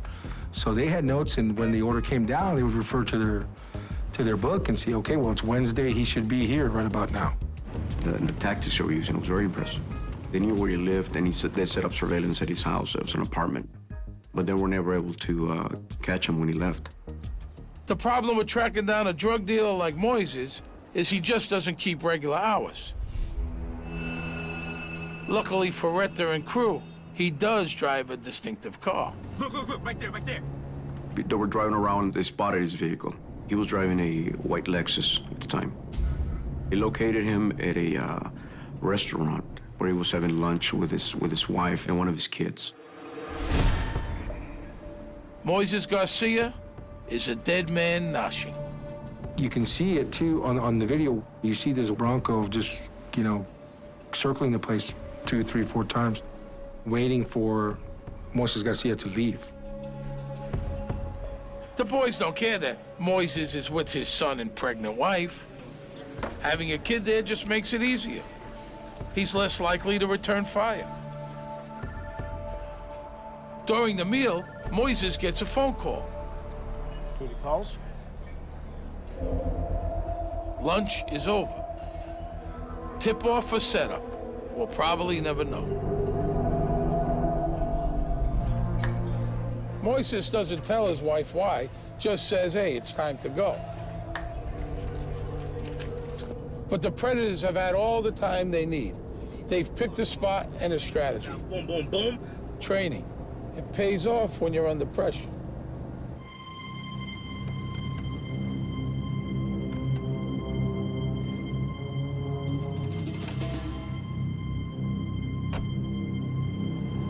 You guys ready for this, man? You ready for this shit? When he comes out and they see the vehicle backing and start heading towards the exit, they block him. Retta exits the vehicle and approaches the driver's side. His wife was in the passenger seat. One of his young children were in the back seat. Retta just starts boom, boom, boom, just firing away. Retta's 9mm holds 10 slugs. He empties it.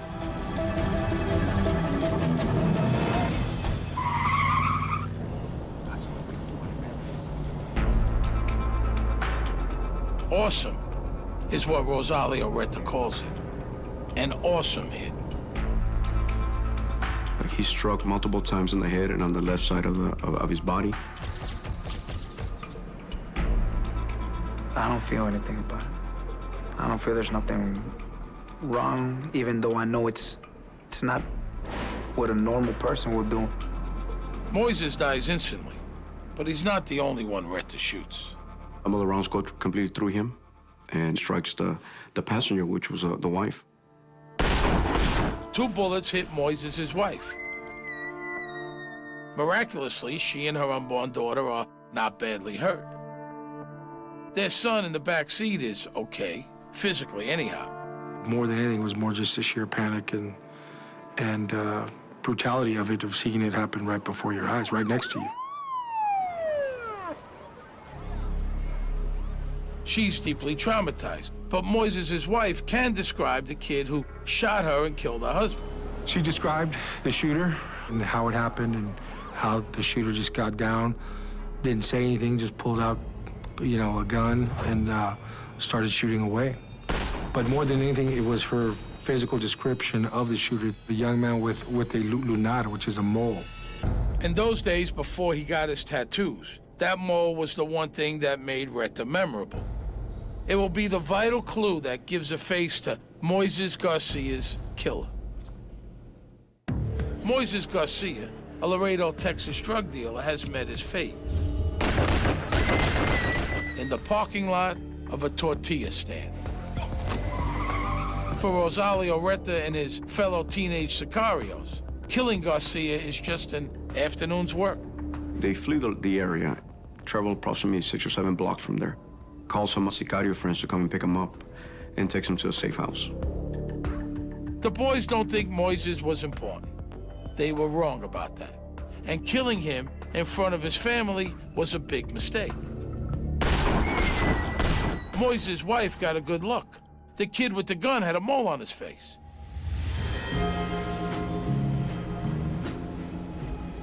Retta crosses the river to lay low in Mexico for a bit. Cardona and Gonzalez stay in Laredo, but they move to a new safe house in a nice neighborhood. Bad move. After the Moises hit, it doesn't take Detective Robert Garcia long to ID the teenage assassins. Even worse for the sicarios, one of their drug gang pals is a mole. He steers them to rent a house Garcia's pre-wired for video and sound. The detective's new Sicario channel is a lawman's dream. That's not a normal day-to-day conversation that they have. It's not, let's go to the movies or let's go to the mall. It's just talking about, let's go kill this person. It's totally different. By April 2006, only 4 months after Moises was killed, the cops have everything they need on tape. The safe house crew hears a knock, a big knock. Retta's not there. He's in Mexico. But it's all over for his childhood pal, Gabriel Cardona. Gabriel Cardona is so impressed with the task force videos, he decides a trial is way too risky. And getting out of prison would likely lead to something really unpleasant. Trevino and the Zetas will be pissed off when they learn how much Cardona gave up when he confessed. A Texas prison is the safest place he can be. The third member of the assassin's cell, Jesse Gonzalez, gets away and also hightails it to Mexico. Another bad plan. He's arrested by Mexican police and is promptly murdered in jail by the Zetas. So what about Rosalio Retta? He stays in Mexico to avoid the heat, and the cartel has plenty of work for him anyhow. His body count is going up, notch by notch. But with Jesse dead and Gabriel behind bars, 16-year-old Rosalio finally loses it. He goes rogue. He was causing problems for his superiors, who had to answer for him and eventually got tired. He was too ruthless for them at the time. What does it take to be too ruthless for the Zetas? The guys who put the carne in carnage? Well, there is that night in Monterrey, Mexico. What happens in Monterrey is that him and another group of individuals go to a nightclub called El Punto to kill a Mexican mafia member. And they toss 4 hand grenades into the nightclub and spray the people in there with an automatic fire, AK-47. I went in and instead of just killing 1, I killed 4. They were affiliated with the same person. So, took them all out and threw some grenades in there. Injured 25 people. Despite the impressive body count, it seems Retta doesn't get who he's after. And his paymaster, Trevino, told him not to do the hit at all. They say I didn't kill the right person at the bar. Well, I'm not known for missing my targets. He does miss the point, however. Even if you've got grenades, you don't disobey the boss of the Zetas. So now Miguel Trevino is seriously annoyed. And Trevino doesn't have a line between irritated and homicidal. Retta's got some splaining to do. But mostly, Retta is a loose cannon. The Zetas, they don't like those. The tables kind of switched and they actually wanted to kill him. That's a shame of it all here, too, is, you know, these kids, they're disposable as a razor blade to these cartels, you know. Once your use is done, you're done. So here's the story of what happens next. It's the one Retta tells anyhow. 2 sicarios stuff him in the trunk of a car. They're headed to the desert. Retta knows this drill. Things are looking very bad. Retta's Camp Zeta skills come back.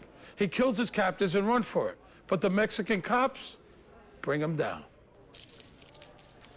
He ends up in a Mexican jail. He knows the Zetas will kill him if he doesn't get out fast. Jesse Gonzalez only lasted a few days. If I would have stayed over there, eventually they were gonna kill me. But that's one of the things that comes with it. You want to be part of a certain group. Once you get caught, you're gonna be locked up or you're gonna be dead. So it didn't really matter. Retta's got one hope. There is one person he knows who would like to see him alive and who could keep him out of the stew pot. You guessed it, Detective Robert Garcia. Bart. He's happy to hear from Bart. And just like that, he's out of Mexico and in a Texas jail. He comes across the border the day after he turned 17. Well, I liked what I did. I killed my first one, and I liked it. I felt like Superman. Why? Because I killed someone. I'm sitting in front of this 17-year-old kid, and he's telling me all he's done, and he's telling me how he's doing it, and the way he feels. And the only thing I can think of that I got my own 17-year-old kid at home, and I'm upset at him if we don't cut the grass. And you know, it's hard to describe, you know, what I'm thinking. That is like, what makes him think this way? What makes him turn out to be this way? They put me as a monster. That I killed innocent people, I kill everybody just because I can, just because I'm able to do it. That's not true. I don't kill no innocent people. If you don't know anything, I ain't got no reason to fear anything. In the end, Retta cops to 30 murders in Mexico, more or less. It was only a number, because I'm not really sure. He won't confess to killing anyone in the U.S. But that print he left in the No Way Flores getaway car sinks him. Convicted in the Flores case, Retta finally admits to killing Moises Garcia. Combined sentence, 70 years. That's 4 times the 17 years he spent on the outside. Moises Garcia, his son and his daughter, born a few weeks after Moises died, they got life without a dad. Retta never showed any kind of remorse towards the murders that he committed or the victims he left. To compare him to other criminals, you can't. His thinking is totally different. He's a psycho. He's scary. He's a scary person. I mean, he's a even though he's a young kid, he's just one of those ones that you get to fear when you sit in there and talking to him. And what about Miguel Trevino?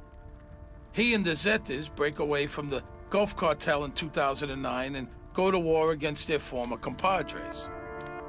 As of 2011, Trevino is still one of the most wanted men in North America. When I started, I know what I got myself into. I know right from wrong. And I knew that eventually a day I was going to end up being in prison or getting killed. There's only one way in and one way out. How do you feel about your victims and their families? Too bad for them. No sense of remorse or...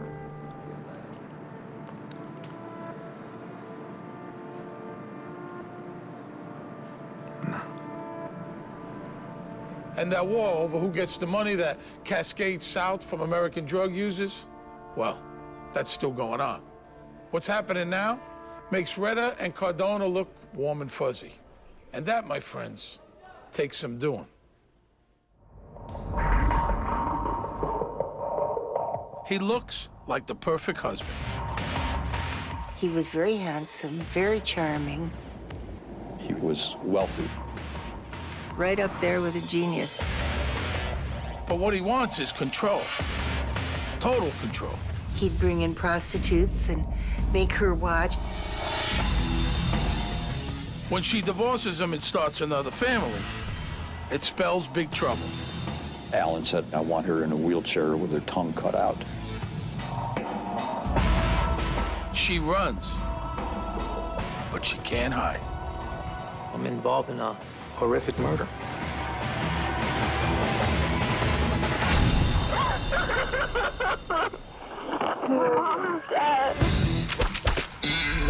My name is Steve Sharippa. I grew up in a pretty rough neighborhood in Brooklyn, New York. I've seen good people turn bad and bad people turn worse. Some took contracts to carry out a hit. Some were victims of a hit. To hitmen, life and death are just part of the business. It's nothing personal.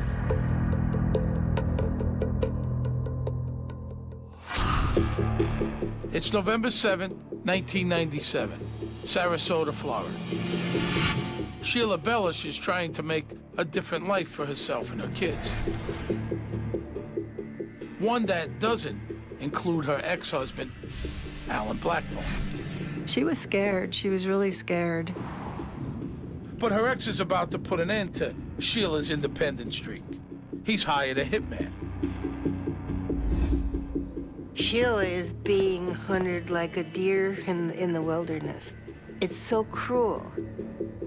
In just a few hours, Allan will get what he wants. Sheila will be dead.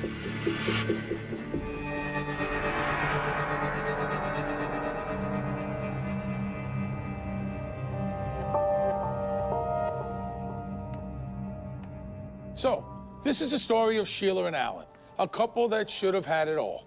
Sheila's a doll, I mean, a real sweetheart. How lucky for her to find Allan. Handsome, brilliant, and completely charming. But here's the problem. Sheila's the genuine article. Allan, well, he's a fraud. In the very beginning, their relationship was perfect.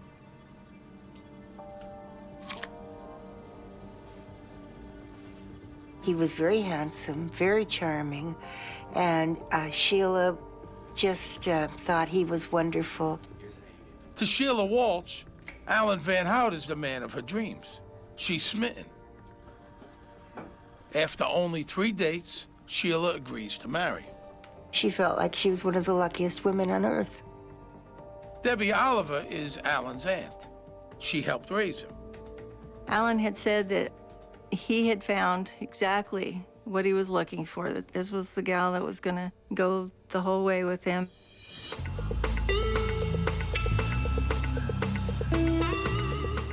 After the wedding, Sheila and Allan move into her parents' house in Salem, Oregon. Pretty soon, Sheila and Allan have a bigger family. A girl they named Stevie, and then another girl, Daryl. Sheila's dad, Don, is thrilled with his new son-in-law. The best thing about Allan, he's got ambition. He plans to start up a chain of electronics stores. What better place to invest your nest egg? He seemed like he really cared for her dad. His father-in-law also seemed to have some money, which Allan always liked that. Don and Jean were a very gullible, nice couple. Don was salt of the earth. He'd retired military. Now, Don's not a rich guy, but he's put some money away over the years, and he's got equity in the house. Allan has it all figured out. Sheila's dad believes in Allan, and he's as impressed as his daughter is with his son-in-law's intelligence and energy. Don and his wife put everything they've got into Allan's business. Somehow he got Don to sign over his boat, to sign over cars, mobile homes. They were thrilled to have such an uptown, high-class son-in-law, thriving businessman. Problem is, Allan's not thriving. Never was. And you can't sweet-talk a balance sheet. Allan's numbers don't add up. Allan was living pretty high up there at the time that this business was failing. I think that more money went to Allan and his wants than he put back into the business. To Sheila's family's everlasting sorrow, Allan isn't the guy to bet your house on. The stereo stores go bust. For Sheila's mom and dad, it's a catastrophe. Life savings gone, a mountain of debt, and no chance of ever getting their money back. He lost every penny that they gave him. He virtually wiped them out with no concern. It only takes a year for Allan to destroy Sheila's parents' future. But the only thing that bothers him is that Sheila is upset by her parents' plight. Now he makes her choose, loyal daughter or obedient wife.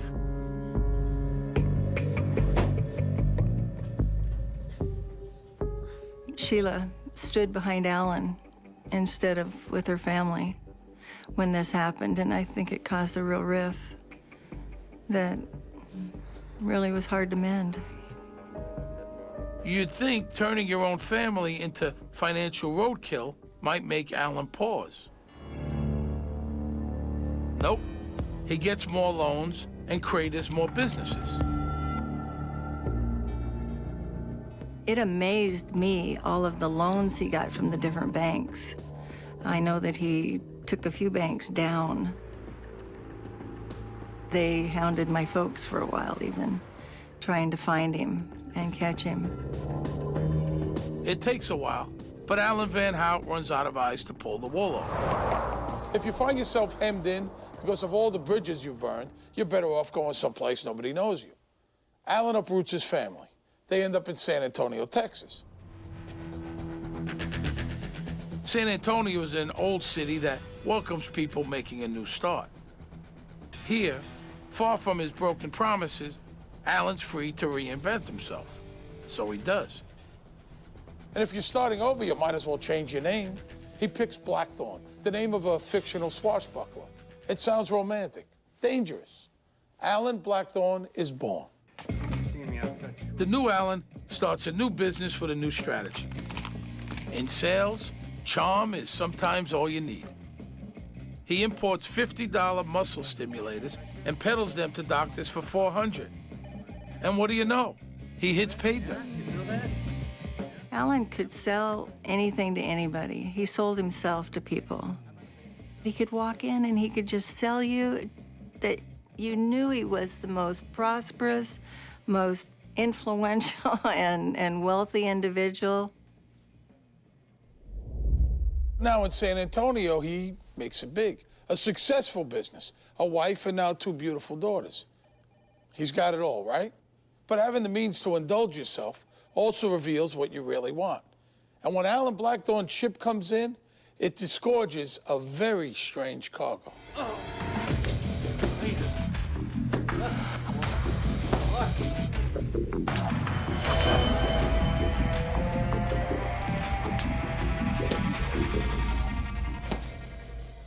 He was a masochist. He liked to be tied up.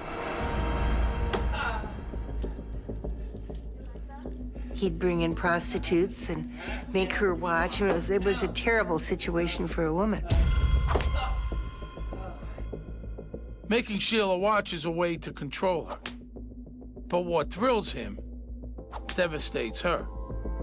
Sheila called us a few times about how Allan was being very weird on his sexual acts and wanting her to do things, wanted to do things that was totally not right in her mind at all. Sheila didn't really want to have sex with him anymore, understandably.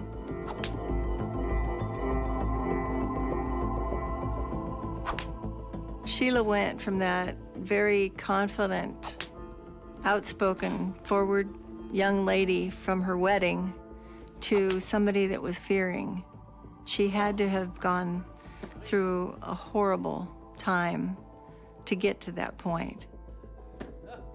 She was just degraded down to a point where she was not the Sheila that she was when we first met her. Sheila isn't the first woman Allan's tormented. She doesn't know it, but she's actually wife number 3. The first 2 are in hiding because they're still afraid of him. He was abusive. He was physically and emotionally abusive. He was a sociopath. They're in the middle of the universe, and the rest of us are paper dolls dancing around them. We're only on Earth to make them happy, give them what they want.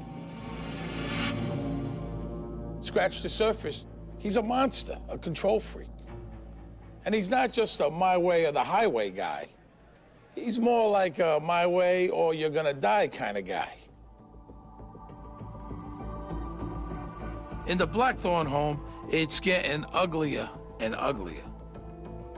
But Sheila clings to the hope she can change Allan. Sheila put up with a lot of this garbage just because she got that she could help him. She was hoping that just her consistency might change him. But he doesn't change. And Sheila starts getting her priorities straight. She's a mom with kids to protect. And I think she was afraid for her girls.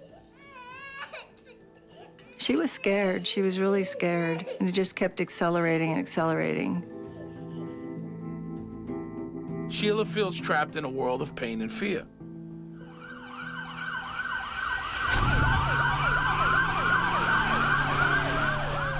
He tried to drown her once in the toilet, and the beatings were horrendous. All she wanted was out. And boy, that was almost impossible. And yet, she eventually got enough strength when he was just too terrible to try to leave. But Allan can't just let a woman walk out. He's a control freak, remember? He has to call the tune or there'll be trouble. He didn't want her. And he let her know that with his fists and with the belt and the cruel things he did. But he wanted her to stay until he was ready to let her go.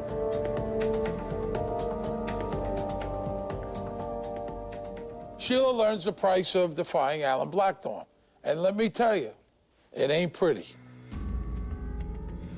Some men stalk. Some men eventually give up. Allan plotted to utterly destroy any woman who didn't want him anymore.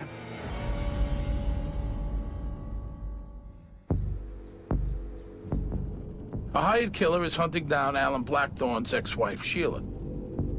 A completely innocent person who only wanted to be a wife and a good mother. The killer has a map and a gun and a head full of cocaine. What he doesn't have is a sense of right and wrong. He did not evidence any conscience. Through this hitman, Allan Blackthorn is about to get his revenge. The seeds of murder are sown. When Sheila takes the girls, divorces Allan, and starts living her own life. Now, Allan Blackthorne isn't a guy to take well to wifely independence. He's starting to make some more money now. We all know money can't buy happiness, but it can pay lawyers, and that buys misery by the truckload. Allan starts hauling Sheila into court. He doesn't want to pay child support, and he wants sole custody. Allan did go in and fight for the girls, but I don't know if it was because he wanted them or if it was because he wanted Sheila not to have them. Allan had this I have to win attitude. Allan loves to intimidate. He's got a camera rolling when Sheila comes to pick up the girls. When they cry, as kids sometimes do, he says the tape will prove in court she's a bad mother. Certainly, he would say terrible things about Sheila. You know, your mother can't take care of you. It was just, I mean, it was unconscionable.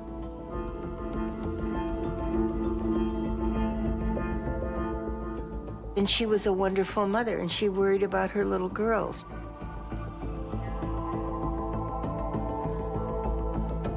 She loved her girls, just absolutely adored her girls.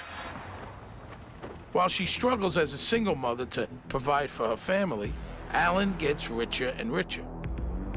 More money for him means more legal misery for her. And that muscle machine is a gold mine. Made a huge profit. He had money to light his cigarettes with. I think Allan was right up there with a genius. I don't think there was anything that he couldn't do if he set his mind to it. Allan remarries a San Antonio society woman. He buys a new house fit for the multi-millionaire he's become. Allan was wealthy. He was doing very well, living a very comfortable lifestyle. Sheila, she's in a small apartment, getting by on what she makes as a secretary. Allan loves messing with Sheila in family court, and he's got the means to do it. In fact, he's got so much money now, he spends most of his time pursuing his hobbies, harassing Sheila, and most of all, hitting the links.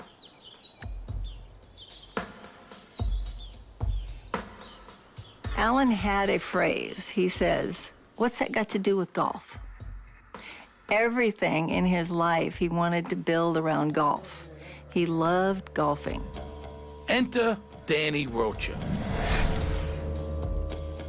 Danny's a father of three who can barely put food on the table. I was a gambler, full-time gambler. I booked bets, pretty much anything. I wanted to gamble on a golf course. Rocha was a pretty smart, clever young man. He had great ambitions. He recognized his talents. His talents were golfing and gambling and assessing risks and limiting those risks to the greatest extent possible.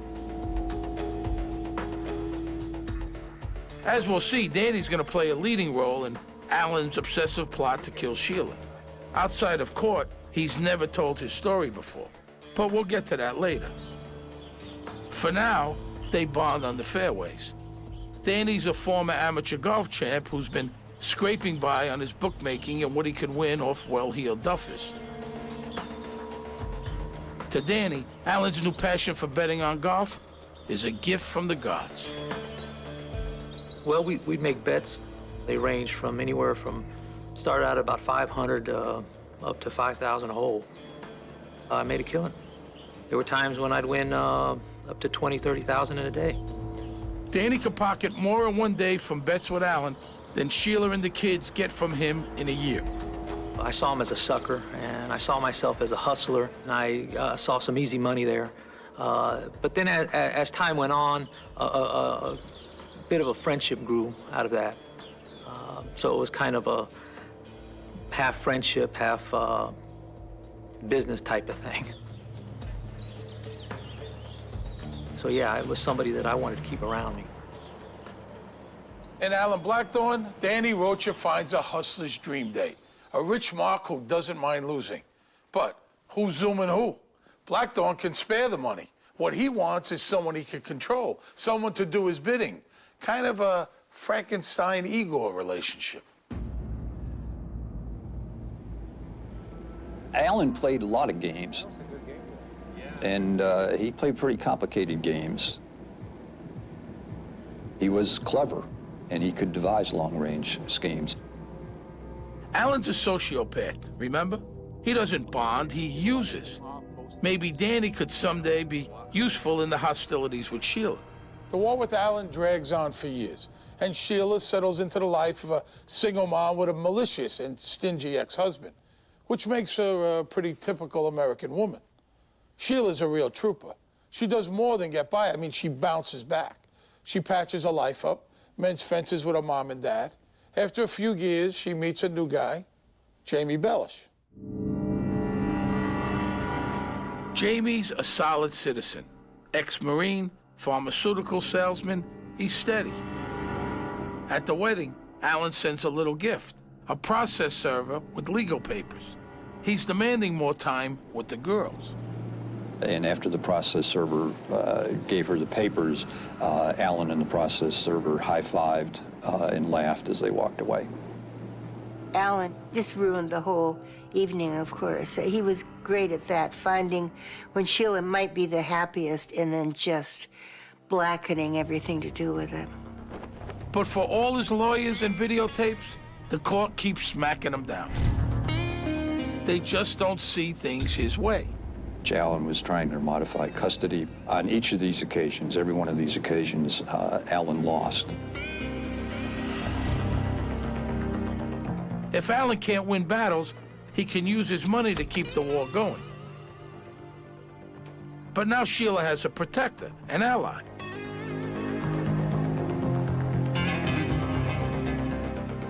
And Sheila has another surprise to deliver. Actually, several surprises. Sheila and Jamie go from 2 kids to 6. 4 new babies, 3 boys and a girl. The quad mom is the toast of the town.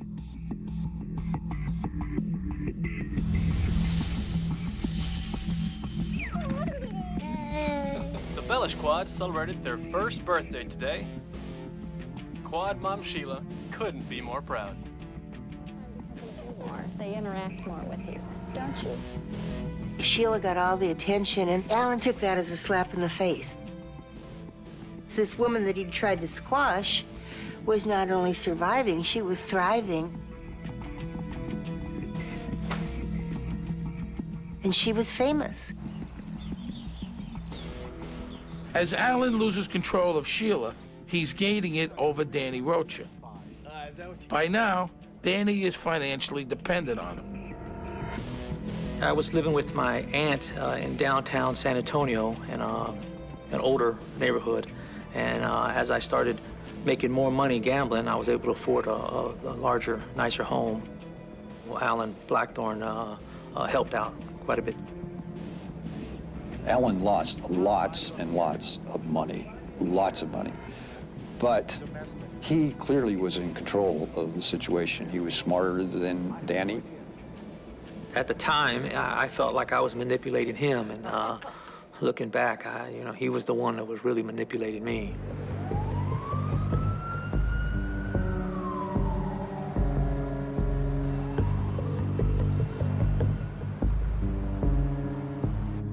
With Blackthorn's cash, Danny's a new man.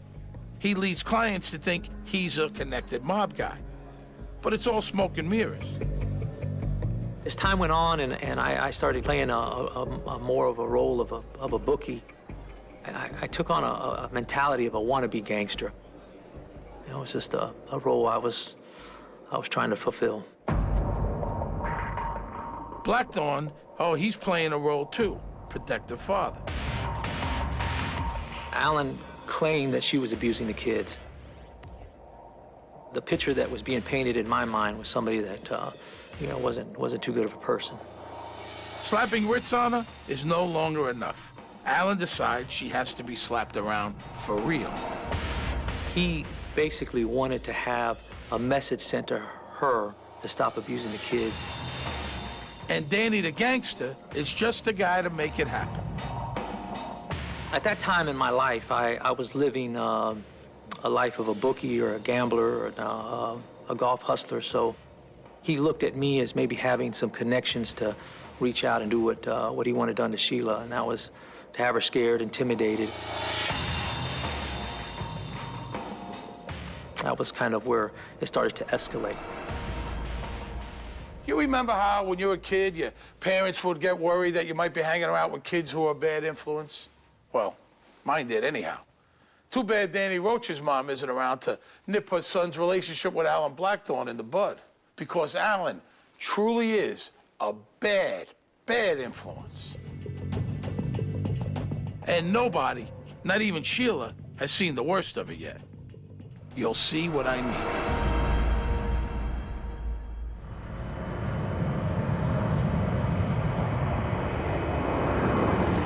Allan Blackthorne has enlisted wannabe gangster Danny Rocha to send his ex-wife a message to stop abusing his children. No matter that she doesn't, Danny doesn't know that. On the way to a West Coast golf tournament, Allan sucks the gullible Danny into a scheme to avenge hurts that never happened. What he wants now is way beyond just slapping her around. Allan said she has to be beat up really badly. I want her in a wheelchair with her tongue cut out. I want her incapable of taking care of the children. Now Danny's in a pickle. He needs Allan's money. Oh, Danny boy. I agreed to help him, yes. I agreed to help him find somebody. But I was able to put it in a part of my brain where I just didn't think of the consequences. So I got involved. With Danny Rocha lined up to arrange some violence, Blackthorne unveils his next move on the legal front.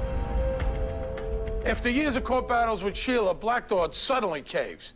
He'll give up his parental rights to Stevie and Daryl.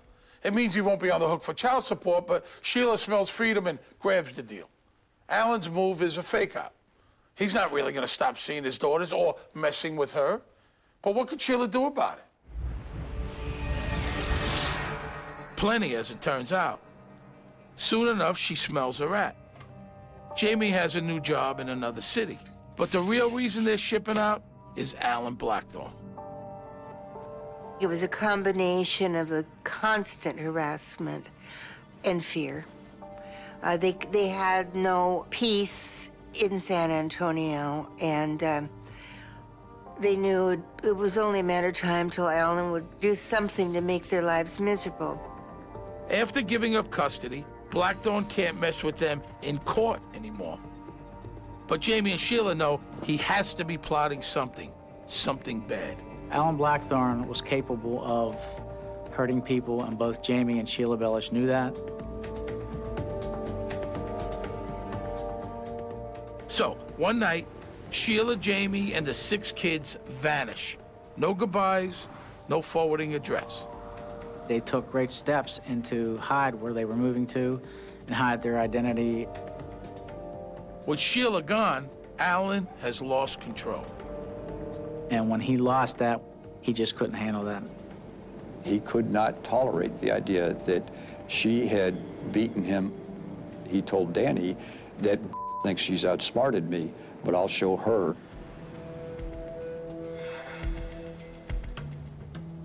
Sheila and Jamie settle in Sarasota, Florida. Allan is 1,000 miles away in Texas. But Sheila still doesn't feel safe. Sheila visited with ministers as well as with physicians, expressing her very deep concern and her fear that Allan was in search of her and that he would cause her harm. If you want to find someone and you've got enough money, you can. Sheila and Jamie are careful, but it isn't enough. Blackthorne hires a private eye. And just like that, he knows where they live. It was bad before, but now it's way worse. Sheila has tried to outsmart him. Rocha thought he'd sign on to put Sheila in the hospital. A $50,000 incentive makes it clear the destination is now the cemetery. And it was at that meeting that Danny fully realized and understood that Allan's intention was to have Sheila murdered. Allan passes Sheila's address to Danny.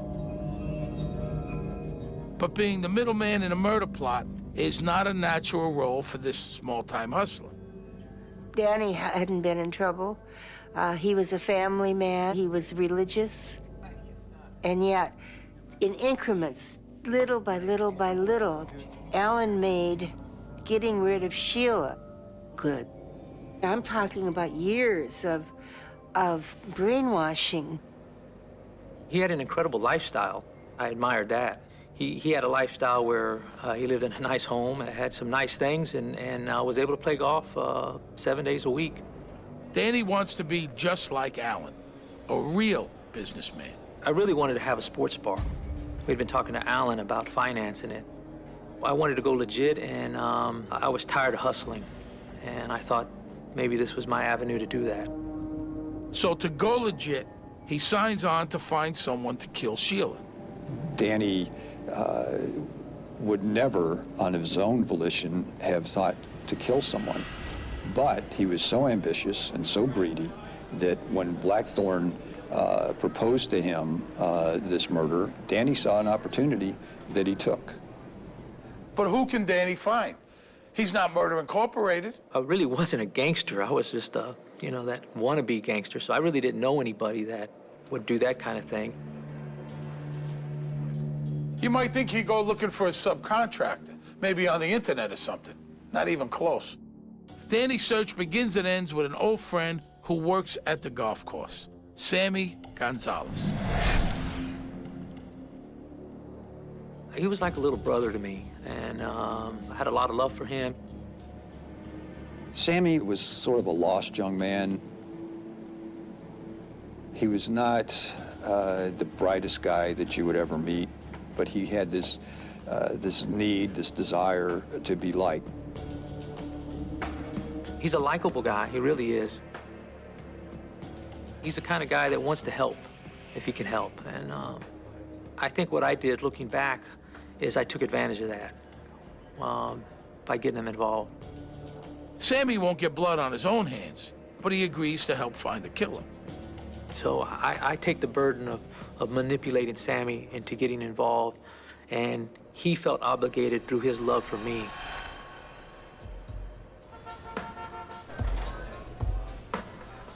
The job keeps getting passed along to more and more unlikely characters. The last link in the chain, Sammy's cousin, Joey Del Toro.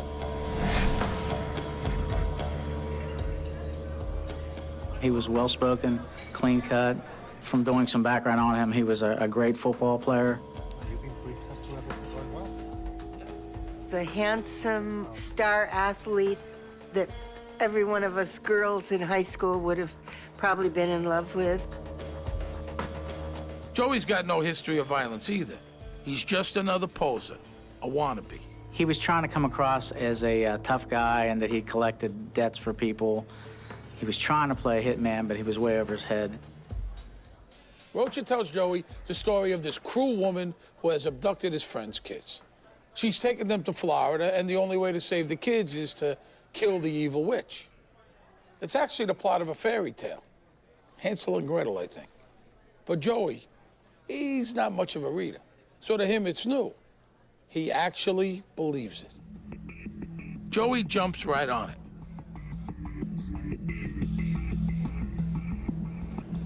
He did not evidence any sense of morality or conscience. The price of Sheila's head, after Roach's 80% cut, is down to 10 G's. Danny said the easiest way to do it is just to shoot her. So the deal is sealed, and so is Sheila's fate. Dr. Allan Frankenstein, Blackthorne, has taken 3 men who are not hardened criminals and created monsters. This is a guy who's lived his whole life waiting for someone to say, "Yes, master." Doesn't he know things didn't turn out so well for old Frankenstein?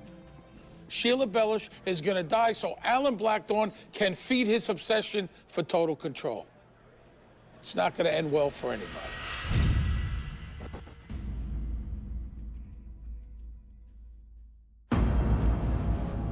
Joey's never murdered anyone before, but today is the first day of his new job as a cold-blooded contract killer.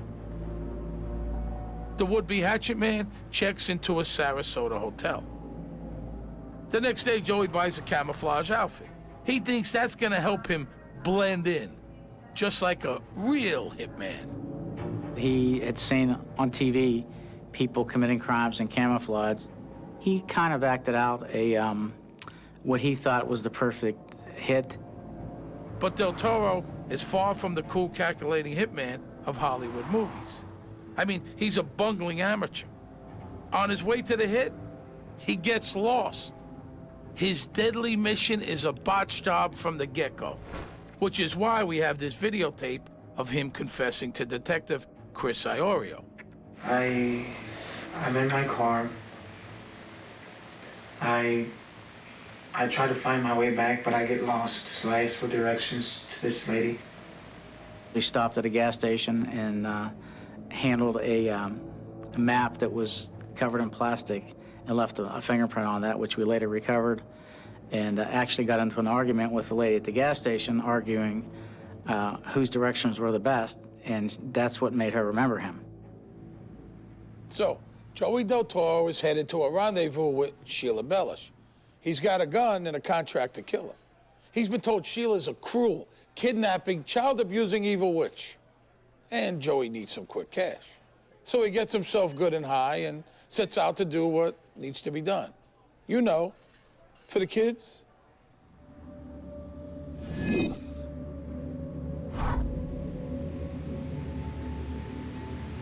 I parked, I guess, not in any driveway or anything, but just to the side of the road.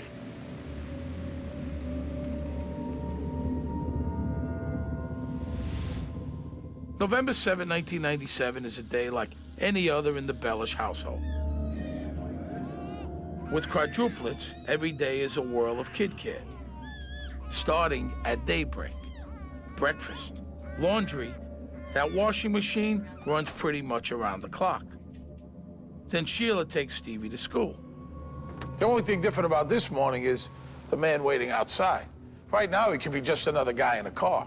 But as soon as Sheila pulls away from the house, that will all change. And so will the lives of a whole bunch of people.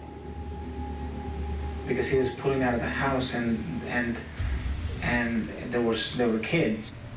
As soon as Sheila takes Stevie to school, Del Toro sneaks up to the house in his anything but inconspicuous camo gear. He did everything that he thought was going to remove him from the crime scene, but in looking back at it, he did everything that exposed him to the crime scene. Had he just wore flip-flops, a pair of shorts, and a T-shirt, he would have blended in. But nobody in that neighborhood was going to be walking around with camouflage. It just doesn't happen. I walked over to the house and I got in through the window, washroom window.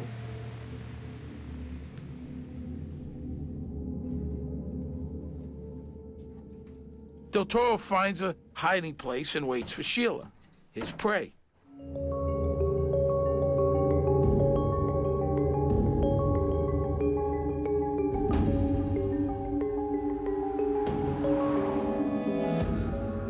When Sheila gets back, Del Toro stays hidden. He wants to see the evil witch in action. Then you said you were in there with her for a while before anything happened, is that correct? Yes. By how long? I would say about 2 hours. And I was looking at her for a while to see if she mistreated her kids in any way. He gets a shock. Sheila's not evil. Basically, what you seen her doing with the kids was a loving and caring mother. Yes, she was. She was a loving, caring mother. So now Del Toro has doubts. I was debating whether or not to do it, you know, but actually I didn't want to do it. I didn't want to do it because, like I said in the courtroom, it wasn't me. Del Toro has seen enough. Danny and Sammy can take this job and shove it. He had second thoughts and was just about to leave. He makes for the door, but it's a long way, and there are obstacles. When she saw him and he saw her, and as far as he was concerned, it was too late to leave. In his panic, Del Toro's doubts go out the window. Sheila's fighting him with everything she's got. When the mother instinct kicked in, she was gonna fight this guy.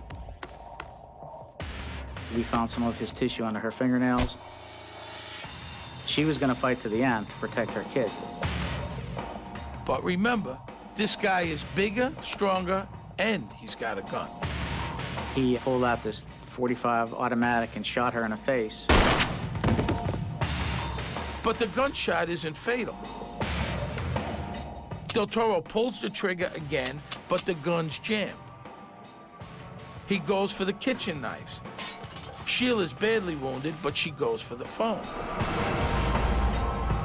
We've gotten used to immediacy these days. I mean, everything's at our fingertips in a nanosecond. But in Sheila's little rented hideaway, there was one antique, an old rotary telephone. And if you're in a hurry, say, somebody's trying to kill you, how fast you can call for help can make a difference. For Sheila, the difference between life and death.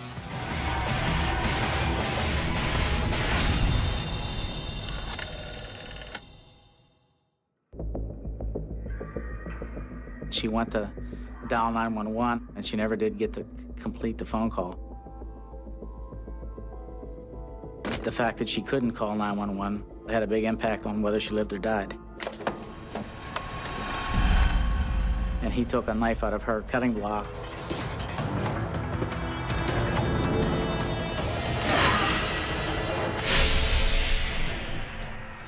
In a crime scene photo, I have never seen as much blood. The kitchen was just awash with her blood. If Sheila had just been able to dial 911, she might have lived. The medical examiner said had she got medical attention right away, she might have survived those injuries. Sheila went down fighting. Allan Blackthorne now has what he wanted. Sheila can never defy him again. Control games, remember?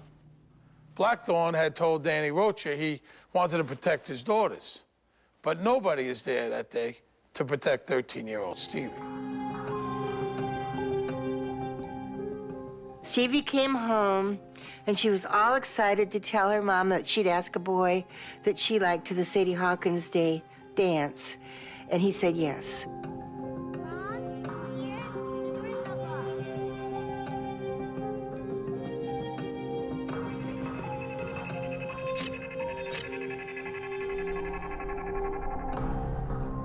Stevie finishes the call her mother started. Stevie's 911 call was very shocking to anybody that listened to it. Hi, this is the 911 center. What's the matter?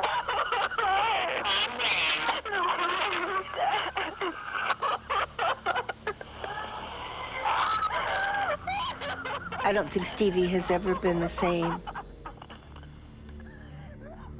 That haunts her. I've talked to her many times since, and that whole scene haunts her terribly. Allan's aunt, Debbie Oliver, gets the news at home on TV. I thought perhaps that Allan was involved. I didn't want to believe it. I just did not want to believe that he had done that. My heart went out to Stevie. That's what made me angry with Allan, is because he did not care that Stevie found her. There was no emotion. He should have worried about his daughter.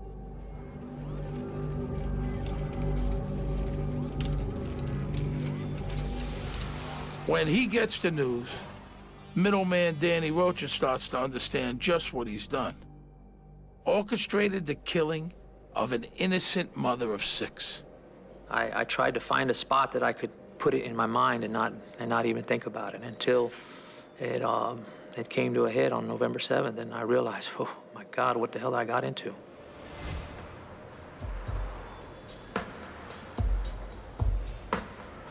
I was terrified.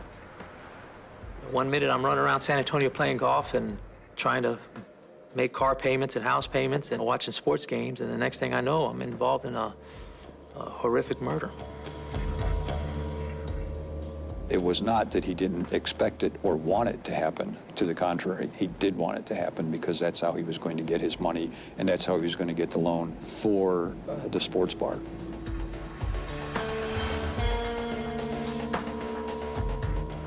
So Allan Blackthorne wins. If you're a control freak, this is as good as it gets. But there's a wrinkle in this story, even at the end. Sheila had seen it all coming. She got the story out. Even from the grave, she kept control. She had told her sister, if anything happens to me, find that crime writer Ann Rule. Get her to tell my story. And that's exactly what happened.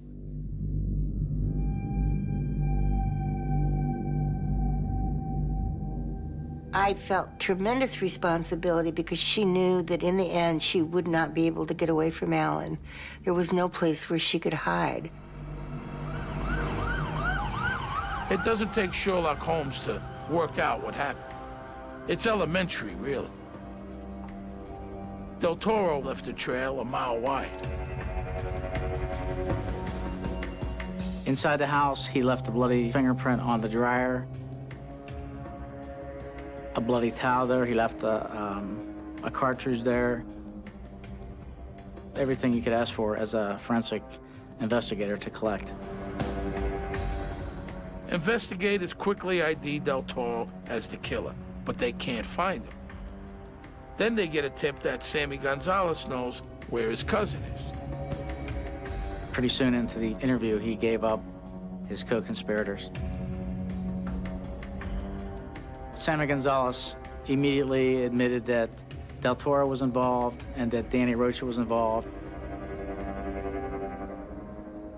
I had authorities from Florida and Texas that were speaking to me, and it was like flashes of scenes that were running in front of me, and next thing I know, I'm in a jail cell.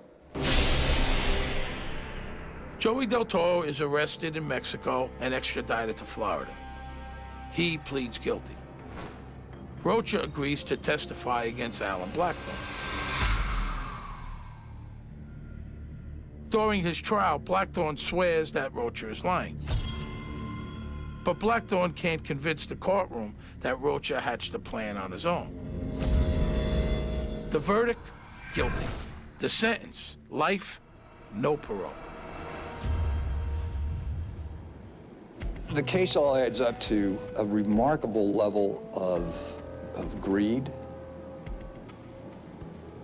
and a need, a compulsion for revenge that I frankly don't understand. Everyone involved in Sheila's murder got plenty of time.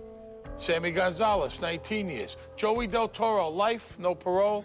Danny Rocha, life, no parole. I'm involved in a tremendous amount of pain. There are consequences and dominoes that I never even had foreseen coming, and I regret that. I don't know why I was able to do that. Here we are.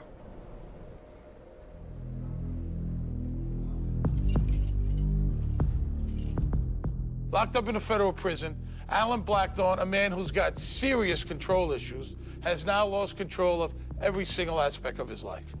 He's trying desperately to get out. He says Rocha made up the whole conspiracy. He even sent us a letter. He wants us to lead the fight to get him out. Al, if you're watching, I'll get back to you real soon on that.